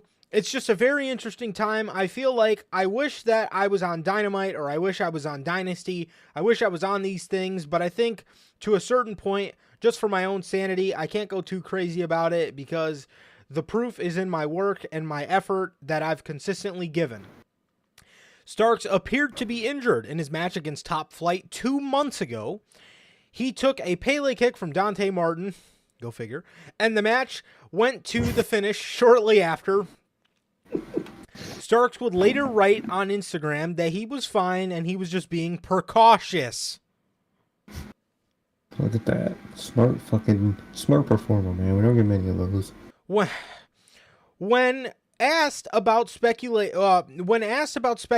that an injury is keeping him off AEW programming, he responded he's not hurt. He says, "I'm not hurt. Even that night, I specifically stated, hey, I'm not hurt. I was just being cautious about it because he wants to go to WWE and he doesn't want to fucking add time under that contract." Literally. I was just being cautious about it because at the moment I didn't know what was happening. He says, "I wasn't hurt. I was never put on an injury list or anything like that. I have no answers. People ask me all the time. I don't know. I have no clue. That isn't up to me. It does suck, obviously, not to be on TV. But the support and people online and people who always send me messages is very, very sweet and endearing and very encouraging." Starks also did not wrestle at AEW Revolution. However, he was involved in the build to Sting's final match on the pay-per-view when he and Big Bill dropped the tag titles to Sting and Darby Allin on February 7th, Dynamite. Man. It's tough, dude. Dude, the fan reaction to this shit is so annoying to me, bro. AEW fans, bro, they irk my fucking soul, man. Dude, they get to me, man. Yeah. They get to me. Dude, how many years ago when Vince would do that shit all the time? You know, someone looks like they're leaving. You book them like shit or you don't use them at all. You know, the classic call them monsters back then. This is that evil regime company that just does this and that. But all I'm seeing now is, what do you think's gonna happen? Why would Tony use someone that's gonna leave the company? You know why he's leaving the company? Because Tony doesn't fucking use him in the fucking first place. That's why he's leaving the fucking company. Although, he would have more likely went to WWE at some point. He very well could have extended a contract with them if they fucking used him right. Yeah. But they didn't use him right in the fucking first place. I hate that shit, dude. Yeah. So that is so back to Ricky's feud with MJF, dude, at that point everybody was under the assumption like, man, this guy is really next up. Like AEW is really going to start using this guy. And ever since then, they did absolutely nothing to show you that they wanted him there. They did absolutely nothing to show that they cared for Ricky Starks. They did nothing to show that they had any fucking creative ideas for Ricky Starks. Nothing. They showed you we don't care about Ricky Starks, basically. And he's leaving. And see, Tony did give him the AEW tag title run and used him up until that point. So, I definitely do agree with you in the sense of AEW fans in their just a constant urge to switch up how they look at things, because like you said, they used to say that stuff about WWE all the time. Oh, how could they do this? They're just going to keep him off TV to kill his momentum. And then when AEW does it, everybody says, everybody, yeah. Oh, what does he expect? Does he really think Tony's just going to let him use up precious TV time and then leave? He did it for Jade. Huh? He let Jade have a final send off match. He did it for Cody. Cody had that final send off match. So Ricky Starks isn't getting that.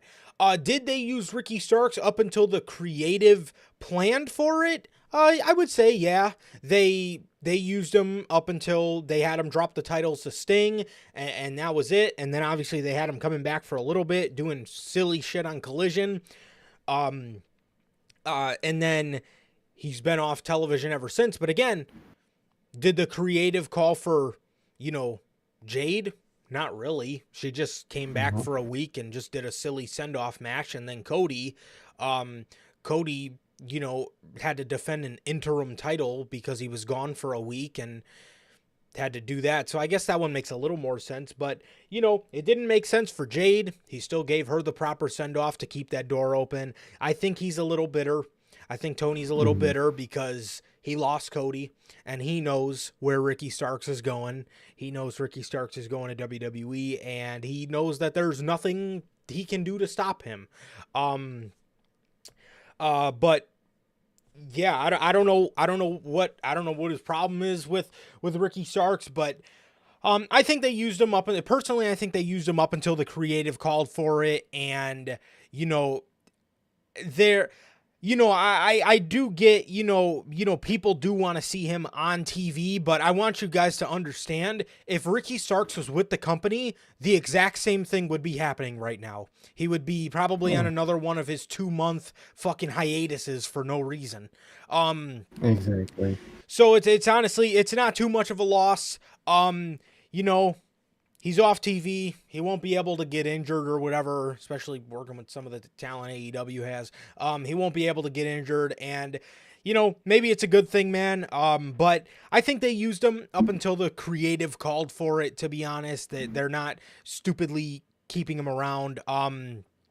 But, yeah, I mean, he's gone. He's gone. I mean, Tony knows it. Again, like I said, Tony knows it. There's no way around it. He's gone. And, yeah, and it is what it is. I've been counting down the days for this man to fucking finally leave AEW for a very long time. And it's finally here. Or at least it's going to be here soon.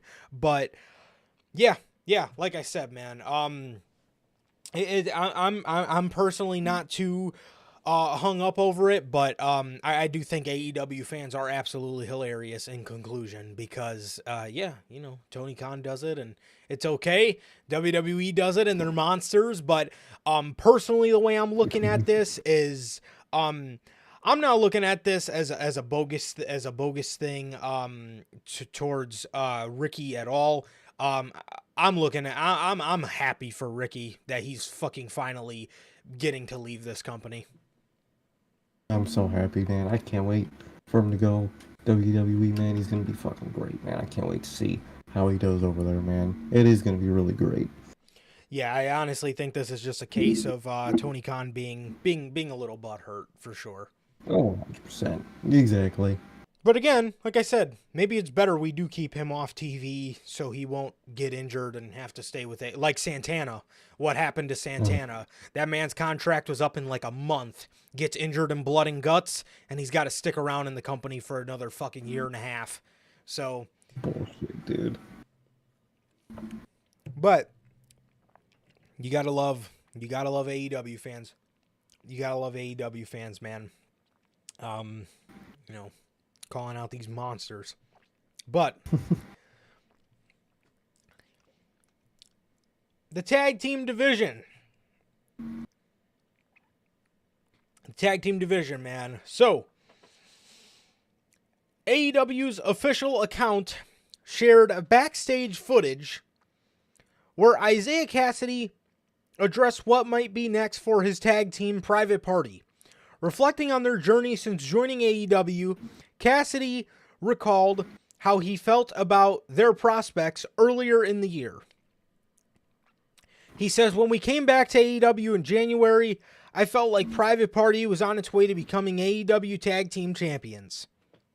Fast forward to now. I can't say that confidently, and I think that's what hurts the most.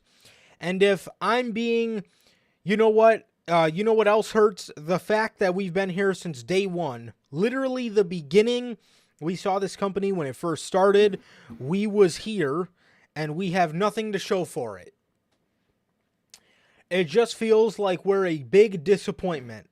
And when the math isn't mathing, there has to be a problem in the equation. And it's a tough pill to swallow, and the problem is us. We can't be what we want by remaining what we are. Regarding the next steps for Private Party, Cassidy acknowledged the need for change. He seemingly teased breaking up the tag team by pursuing singles careers. He says change, and the first step is towards change. And the first step towards change is awareness. And Quinn and I are both aware what we've been doing isn't working. The step towards change is acceptance, and we've accepted the fact that the party might be over. You know what? When I read this last night, it fucking pissed me off so bad. Because I genuinely think we need to coin AEW as the tag team killers. Oh, they are. If you're not the Young Bucks or FTR, you basically have no fucking chance to succeed in this company. And I'm so fucking tired of seeing great tag teams that have fucking potential be ruined in this company to the point where either they both leave together or they split up. Look at one of my favorite tag teams from AEW's early days, Santana and Ortiz. Broken up.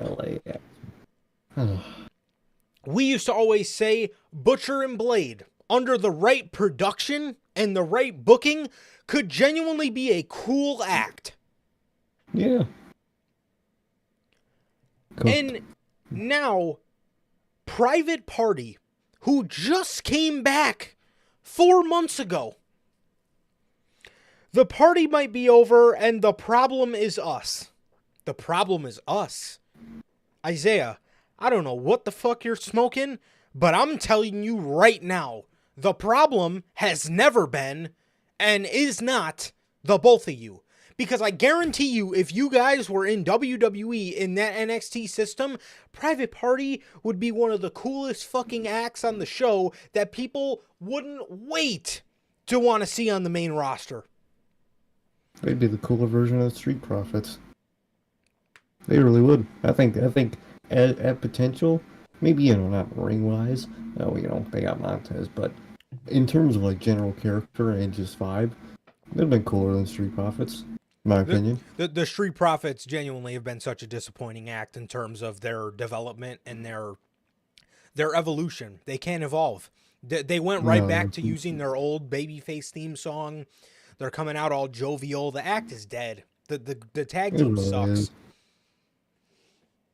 Great tag team is the Street Profits, but they had a heel run perfectly placed in front of them and just fucking gave up on it. Ridiculous. Dude. What were you saying? Go ahead. Like, dude, what happened to AEW when it started? It focused on tag team wrestling. That was one of the biggest parts about the show. Was we value tag team wrestling as much as we do singles men's. What happened to that? Tag teams come and they die. This is where you go and die as a fucking tag team because you're not going to be used. And you're probably not going to be used to so much of an extent that either they get mad at the company and leave, thankfully, or they don't like each other and they leave separately. Fucking tag team killers, dude. When's the last time tag team wrestling in AEW was special? Fuck, I don't know, 2021 maybe? I don't fucking know. I really can't tell you the last fucking time because it's not. It hasn't been special for years now. And it's fucking disappointing. It really is. It really is, man. I mean, these guys have so much. They again, coming into the company, they had so much potential, but AEW cannot fucking develop talent to save their life, which is why when NXT 2.0 was formed and everybody was like, man, Private Party would be great in this NXT 2.0 vibe or whatever. They would. And you know what they would also fucking learn how to do in NXT 2.0? They would learn how to actually develop in-ring skills. Because again, they're still doing the same shit that they were doing years ago. And again, their development is halted. Their development is it's really not, bro. Dude, their development is halted, man, in AEW, man, and again, they are not the problem in AEW. AEW now, if they were the first tag team to come along and not fucking develop in AEW, then yeah, maybe they would have been the problem. How many tag teams have we seen in AEW? How many fucking tag teams have we seen in AEW sign, do nothing, and then just end up going their separate ways or end up just being a dead act as a group? Look at 2.0. They got fucking Angelo Parker. I think he's back with them now on Collision or something, but they split Angelo Parker with Ruby Soho and put Matt Menard with Daniel Garcia. These guys are a great tag team. What are you doing? Fucking idiots, bro. When 2.0 came in, they were like, yeah, they weren't being treated too well over there. We're going to treat them fucking great. This is a legit-ass tag team. And they never fucking used them properly. Fucking happens every fucking time.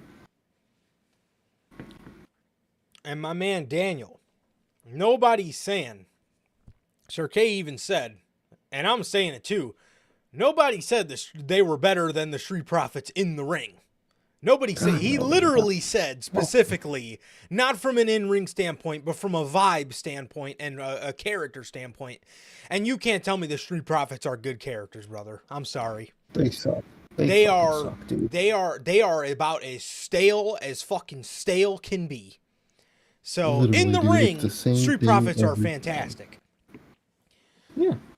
In the ring, they're fantastic. In the ring, not better. In the ring, better than Private Party. But, bro, from a fucking character standpoint, that shit is dead in the water. I mean, just look at how the group looks. The group's dead. The lamest people on the fucking roster. Who the fuck cares about fucking Street Profits? Failed to They're evolve. dead active. Exactly. Miserably. But AEW at this point should be christened the Tag Team Killers because they fucking have done this countless times. They've done this to countless tag teams, and it is ridiculous. It is fucking ridiculous at this point. It really is, dude. I'm sick of it. I'm so fucking sick of it. So irritating. It's so fucking irritating, man. But, that is that. That is that. That is most of the AEW news. That is most of the AEW news, man. Moving back over to some WWE news. So, Natalya. Yeah. Sean Ross Sapp from Fightful reports that Natty is set to be a free agent in a couple of weeks. So basically, Natalya's WWE deal is set to expire. As for if she's going to re-sign or not, I could see them re-signing her just because she's a vet, maybe on like a veteran minimum or something. But yeah.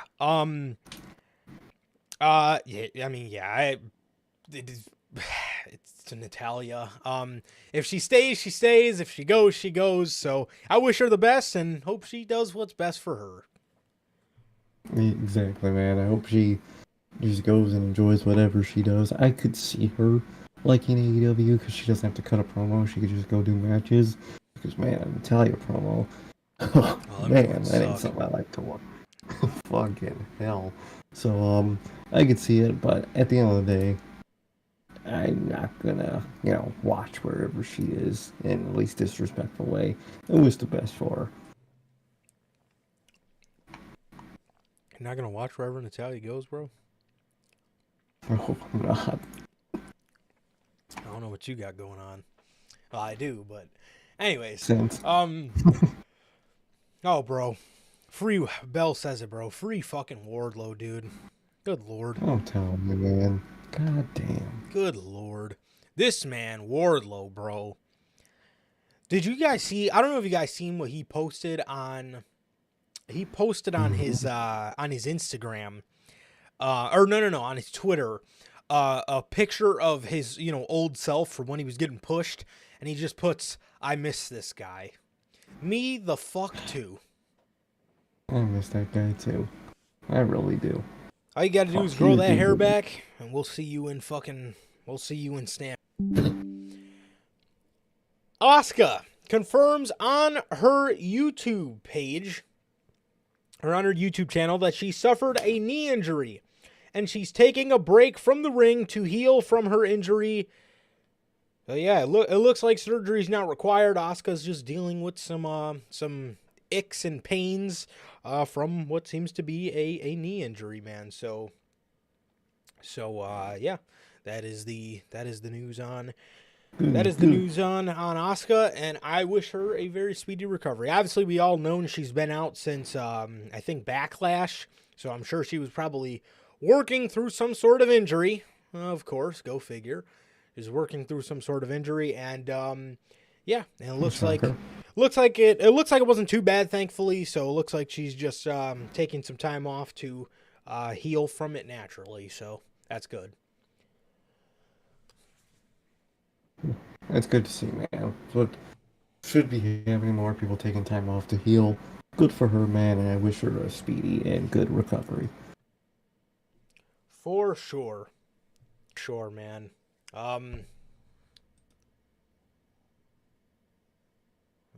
Great.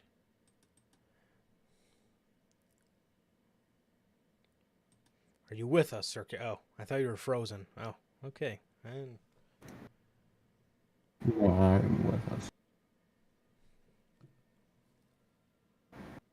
Oh.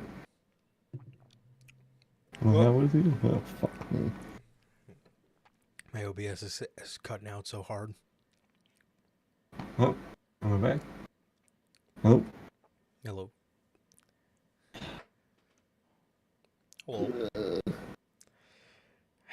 Here we fucking go again. Hello. Are you there? Yeah, there we go. What fucking god. Fuck you.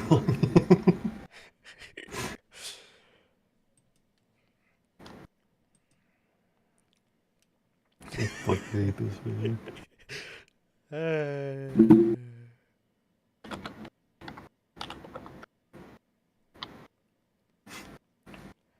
Oh, we made it halfway through. Oh. Jesus. Am I here? Am I back? Hello? No, you're pretty frozen. What the fuck? Yeah, you're pretty frozen. Hello? I think my OBS is doing better, but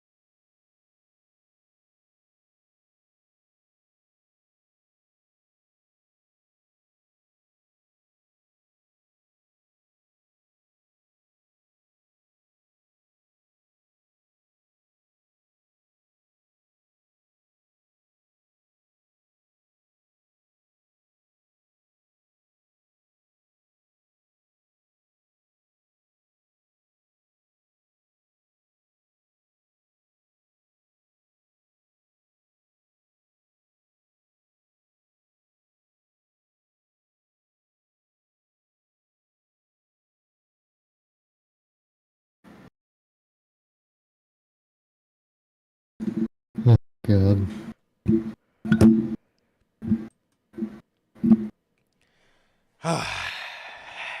yes, we will be here by the fucking time SmackDown starts at this fucking rate. We'll be here by the time fucking SmackDown ends at this rate. This shit sucks. Fucking, oh my god. I remember we did a year, I think it was like a 3-year anniversary show that might have been somewhere around this bad before. But, Yeah, Jesus. I think one of the anniversary shows got fucked. It was either 2 or 3. Yeah. But anyways, keeping up with the theme of the women's division, Tiffany Stratton. Ooh, Tiffany Stratton. Oh, God. According to PW Insider, there is no backstage heat on Tiffany Stratton. After speaking to credible sources, we are told. Is he frozen? You gotta be fucking kidding me, man. God, oh. Ugh. Okay. God. I Oh, man. dude.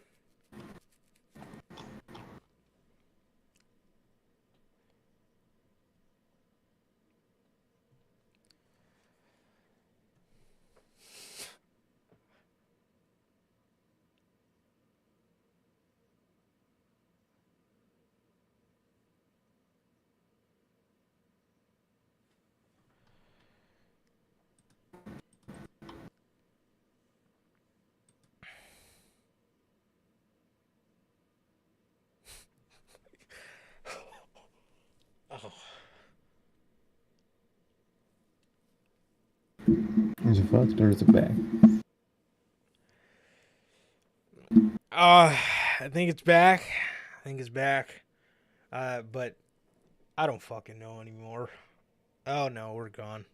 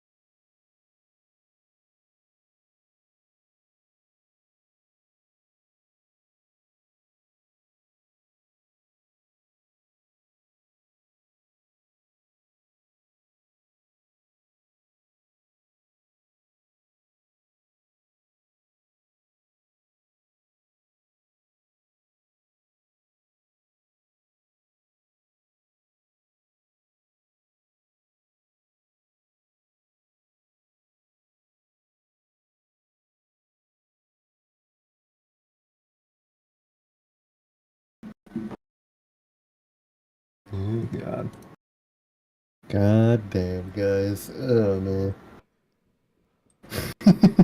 It's just technical difficulties, man. We rarely get these nowadays, and when we do, it gets absolutely fucked. And this is Fucking absolutely rains fucked, and man. But fucking pours. yeah, Bro. god damn. Oh, oh, What story were we? dude. Oh, are we out? Yes, bro. Oh, you're so. Dude. Dude.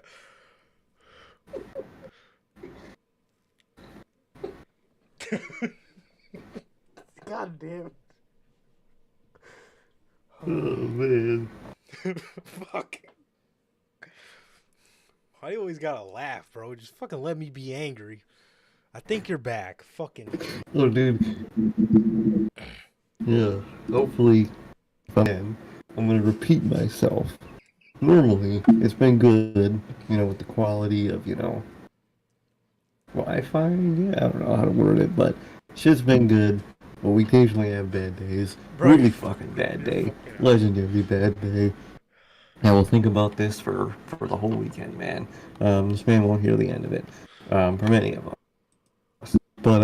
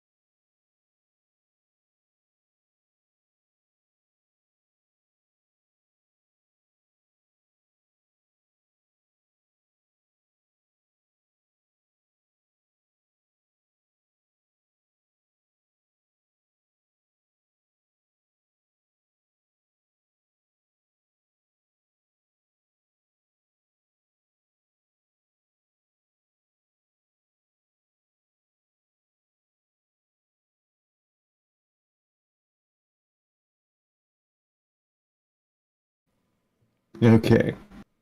Okay. I don't know if you guys heard me before that, but since Wi-Fi problems fucking suck, man. We're having a great show. Shit always has to come in to fuck it up, man. But we seem to be back. Let's get to the last noise, and hopefully we make it out before SmackDown airs, man. I think we might. I think we got it in us.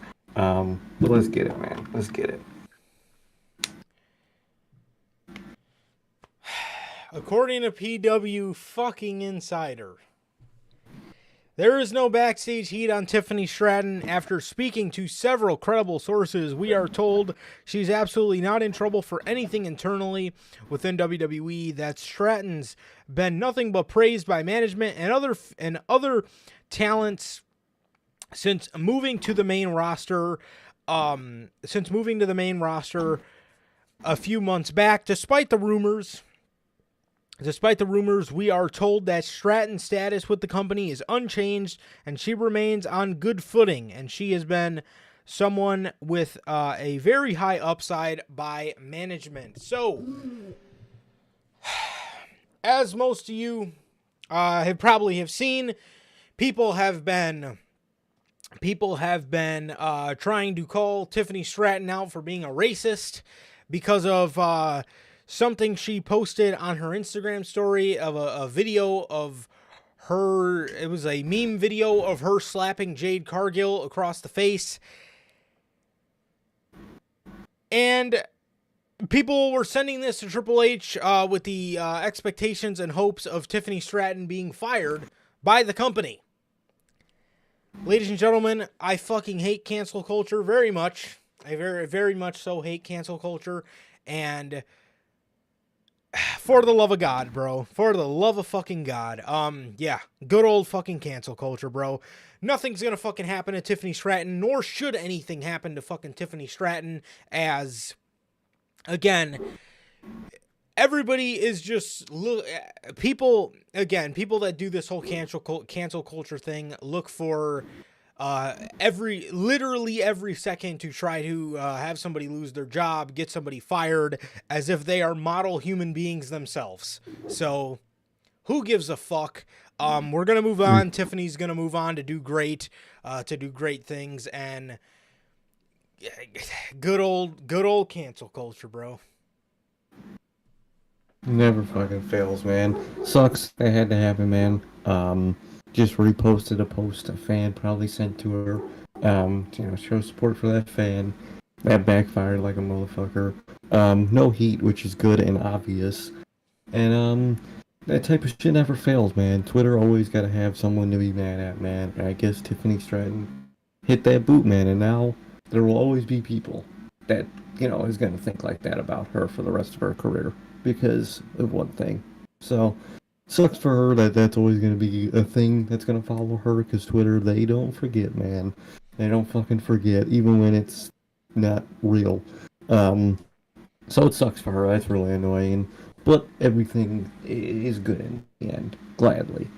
Definitely, man. Definitely. Yeah. Again, these people come out of the woodworks trying to get somebody fired, trying to do all this sort of stuff, bro. And they act like they're model fucking human beings themselves. I guarantee you they say shit, do shit that Twitter would not approve of themselves. But at the end of the day, you can't live your life worried about what fucking Twitter cares about you. I mean, who gives a fuck? It's not real life. It's a social media app at the end of the fucking day. So it is what it is. It is what it is, and a lot of people were trying to say that her match with Bianca Belair got canceled for King of the Ring and whatnot, but truth be told, it looks like Bianca Belair's reasoning might be a little different, because there's rumors going around that she is pregnant, as Montez Ford posted on his Instagram. He posted on his Instagram bio, father of 3. And I believe, he only has 2 kids, so that led a lot of people to believe that Bianca Belair could be pregnant. So if that's the case, I'm sure we'll find out tonight. I'm sure she will withdraw from the tournament, or they'll do some sort of angle where she, gets injured or whatever, and something might happen. I don't know. We'll probably figure that out tonight if that is the case. And If that is the case, though, congrats to them, and I'm happy for them.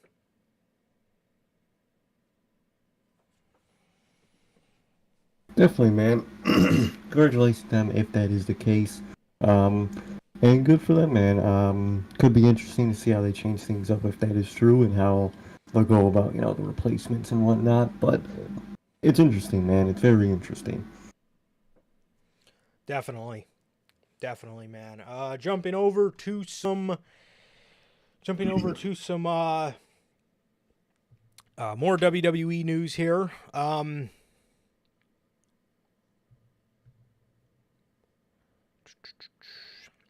The WrestleMania 40 doc.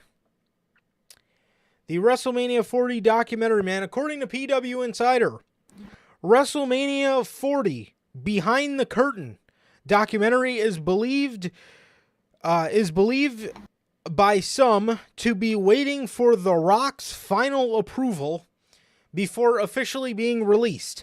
A few weeks ago, WWE stated that it would be released soon. Man. Yeah, they said this was supposed to come out the week after WrestleMania. They said it was supposed to come out the week after WrestleMania. Obviously, that didn't happen. But, yeah. But it looks like it's waiting for the approval of the Ultimate Glazer. He's probably trying to make sure that he's glazed enough to make it look like to make himself look like the good guy in this WrestleMania 40 documentary. But yeah, hopefully we do get it soon, because this has been something that I've been waiting for a minute.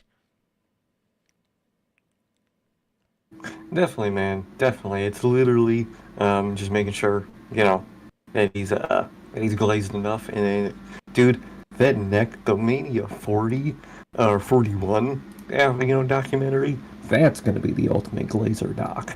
But it's interesting, man, and it's weird that they're just taking that long for a WrestleMania documentary. That usually comes out right after.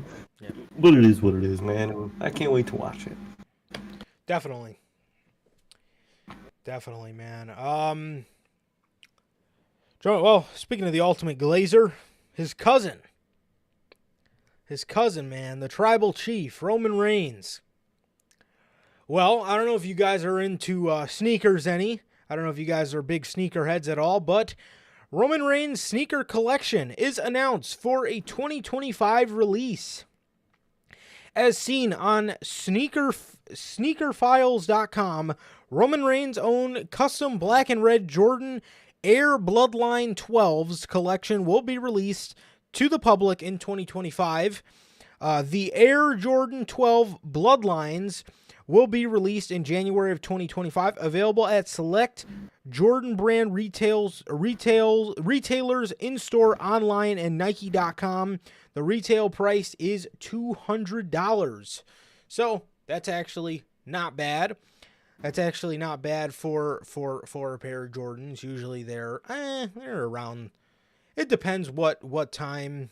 It depends which ones you get, to be honest. But here are the picture of the shoes, and god damn, I am a fan. I love me a pair of Jordans. I love me a pair of Jordans. But this time around, I am definitely going to make it a point to grab these pair of Jordans, man. The Air Bloodline 12s, the Jordan the Jordan 12 Bloodlines. Here is the picture of these, and man, again, I don't know if you guys like sneakers any, man, but I enjoy me a very, very nice pair of Air Jordans, and I own a couple myself.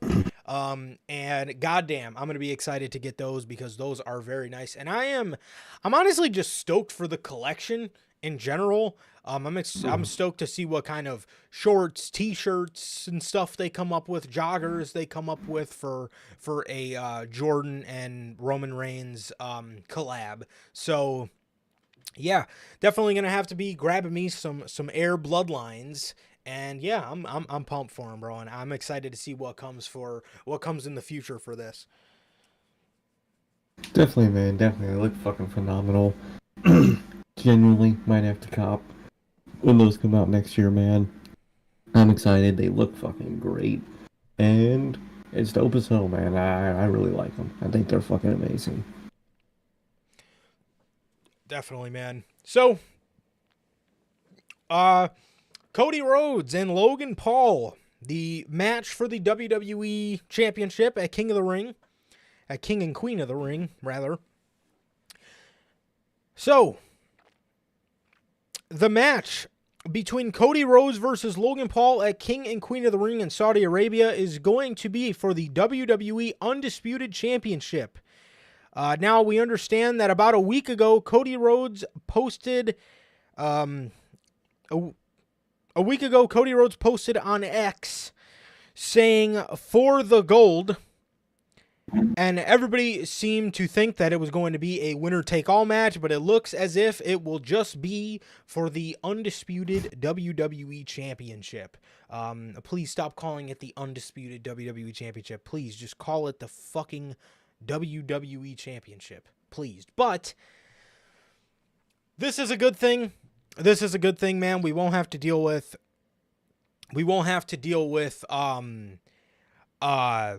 Cody Rhodes winning a pointless US championship. I don't know why this is going on. I don't know why this is going on at all in the first place. But at least we're not getting both titles involved. Still don't know how Logan Paul got a WWE Championship match, but whatever. But yeah, man. So, yeah. Yeah, kind of. I mean, they're making the good decision by making it for only Cody's title, but you also are looking stupid because you teased it in their interaction so many times about winning both. Yep. Just a stupid situation they put themselves in the first place, but they are making the right decision and only Cody's belt are on the line. Definitely. Absolutely. I mean, he literally looked Logan Paul in the face and said, "I've never won that one." Why the fuck would you say that? You know, it almost seems Literally. as if exactly. It almost seems as if fucking WWE themselves didn't know what the fuck they had going on. So that's a little annoying, Really but not. at the end of the day, at least we didn't get ourselves into an even stickier situation. But I forgot to address Bell's comments. But yeah, it looks like everybody's clowning on the Bianca Belair pregnancy. At least Angelo and Montez, or Angelo Hawkins tweets. Yeah, it looks like they're clowning it. So I don't know. That's weird. I don't know That's what's weird. behind that. But for our final story of the day of this shitstorm of a fucking podcast, if you can even call it that, Sami Zayn did an interview with Daily Mail where he stated that he believes if WWE were under the command of Vince McMahon, he would be more likely to win the World Championship other than the command of Triple H. Okay. I watched the clip of him saying this. Classic wrestling journalism. Sami Zayn was taken majorly out of context, in my honest opinion. Now, if you look at what he said at face value, he did say this. Yes, he did. But he did not say it as a slight to Triple H at all. What he said was, in Vince McMahon's era, you might not know you're winning the World Championship until the day of. And then all of a sudden they're like, we're putting the world title on you right now. And you just got to go out there and go along with it. But he did say, as opposed to Triple H, he has a long-term plan for everything. And if you're not in the long-term plan, you're probably not getting the World Championship if he doesn't see you in that World Championship picture in the future. You know what I mean? So I'm assuming the way Triple H books is he goes, okay, after this guy drops the title, we're going to give it to X, Y, Z. If you're not in X, Y, Z, you got to wait till the line restarts at A again, right? So that's basically what Sami Zayn said. A lot of people, you know, a lot of people, you know, tried to say that he was talking down on Triple H. No. Sami Zayn knows he would not have been in the main event of WrestleMania. He would not have been in the Bloodline without Triple H. He knows Triple H is responsible for most of that stuff. But what he did say is, you know, Vince McMahon believed in him more as a bad guy, and Triple H believes in him more as a good guy. That's, you know, that's what, that's basically the basis of what he said. And what he said was, basically all he said was Vince looked at Sami as a bad guy, and Vince plans changed on a whim. So again, like he said, one morning you have no idea you're going to be the WWE champion, and the next morning you get to work and they tell you, we're putting the title on you. You know, as to where Triple H, you got to be in that long-term plan, and you got to be in Triple H's vision, which is true. And Triple H looks at things in a much smarter lens than Vince McMahon does. So, you know, it is what it is. But yeah, again, I feel like, you know, a lot of people try to take Sami out of context and say that he was talking down about Triple H. I didn't look at that. I didn't look at it that way at all. I looked at it as, I genuinely just looked at it as, you know, Sami Zayn just telling the truth. I don't think he was trying to slight Triple H at all. Again, he knows he would not be in the predicament he's in without Triple H. If Vince McMahon was still there, who even knows if Sami Zayn would still have a job right now? Exactly, man. Exactly. It's classic. You know, wrestling journalist taking something someone said, just making that the story title, put the $5 behind it, and they get their fucking money, man. It's just a fact. He probably won't be for a little bit. If it's not in the plan, it's not in the plan. No one's ever guaranteed a world title at the end of the day. I think he should have been guaranteed a world title, but that's just me. And I'm not Triple H. Triple H is Triple H. He's gonna make the decisions he thinks is best. He loves Sami.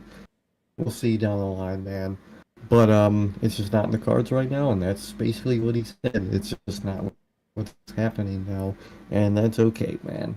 But you know, wrestling journalists, they got to give their $5, man. And they did here. Made an interesting headline. That's all it is, man. It's just a fucking headline.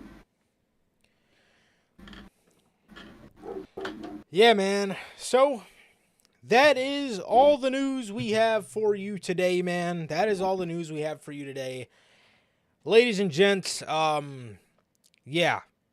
It's been an episode. I literally said in the beginning of the episode, I was on the feet, and boy, did fucking YouTube test me. God damn, did YouTube test me today, bro. It's been a fucking episode. It's been an episode. I want to thank you guys, bro.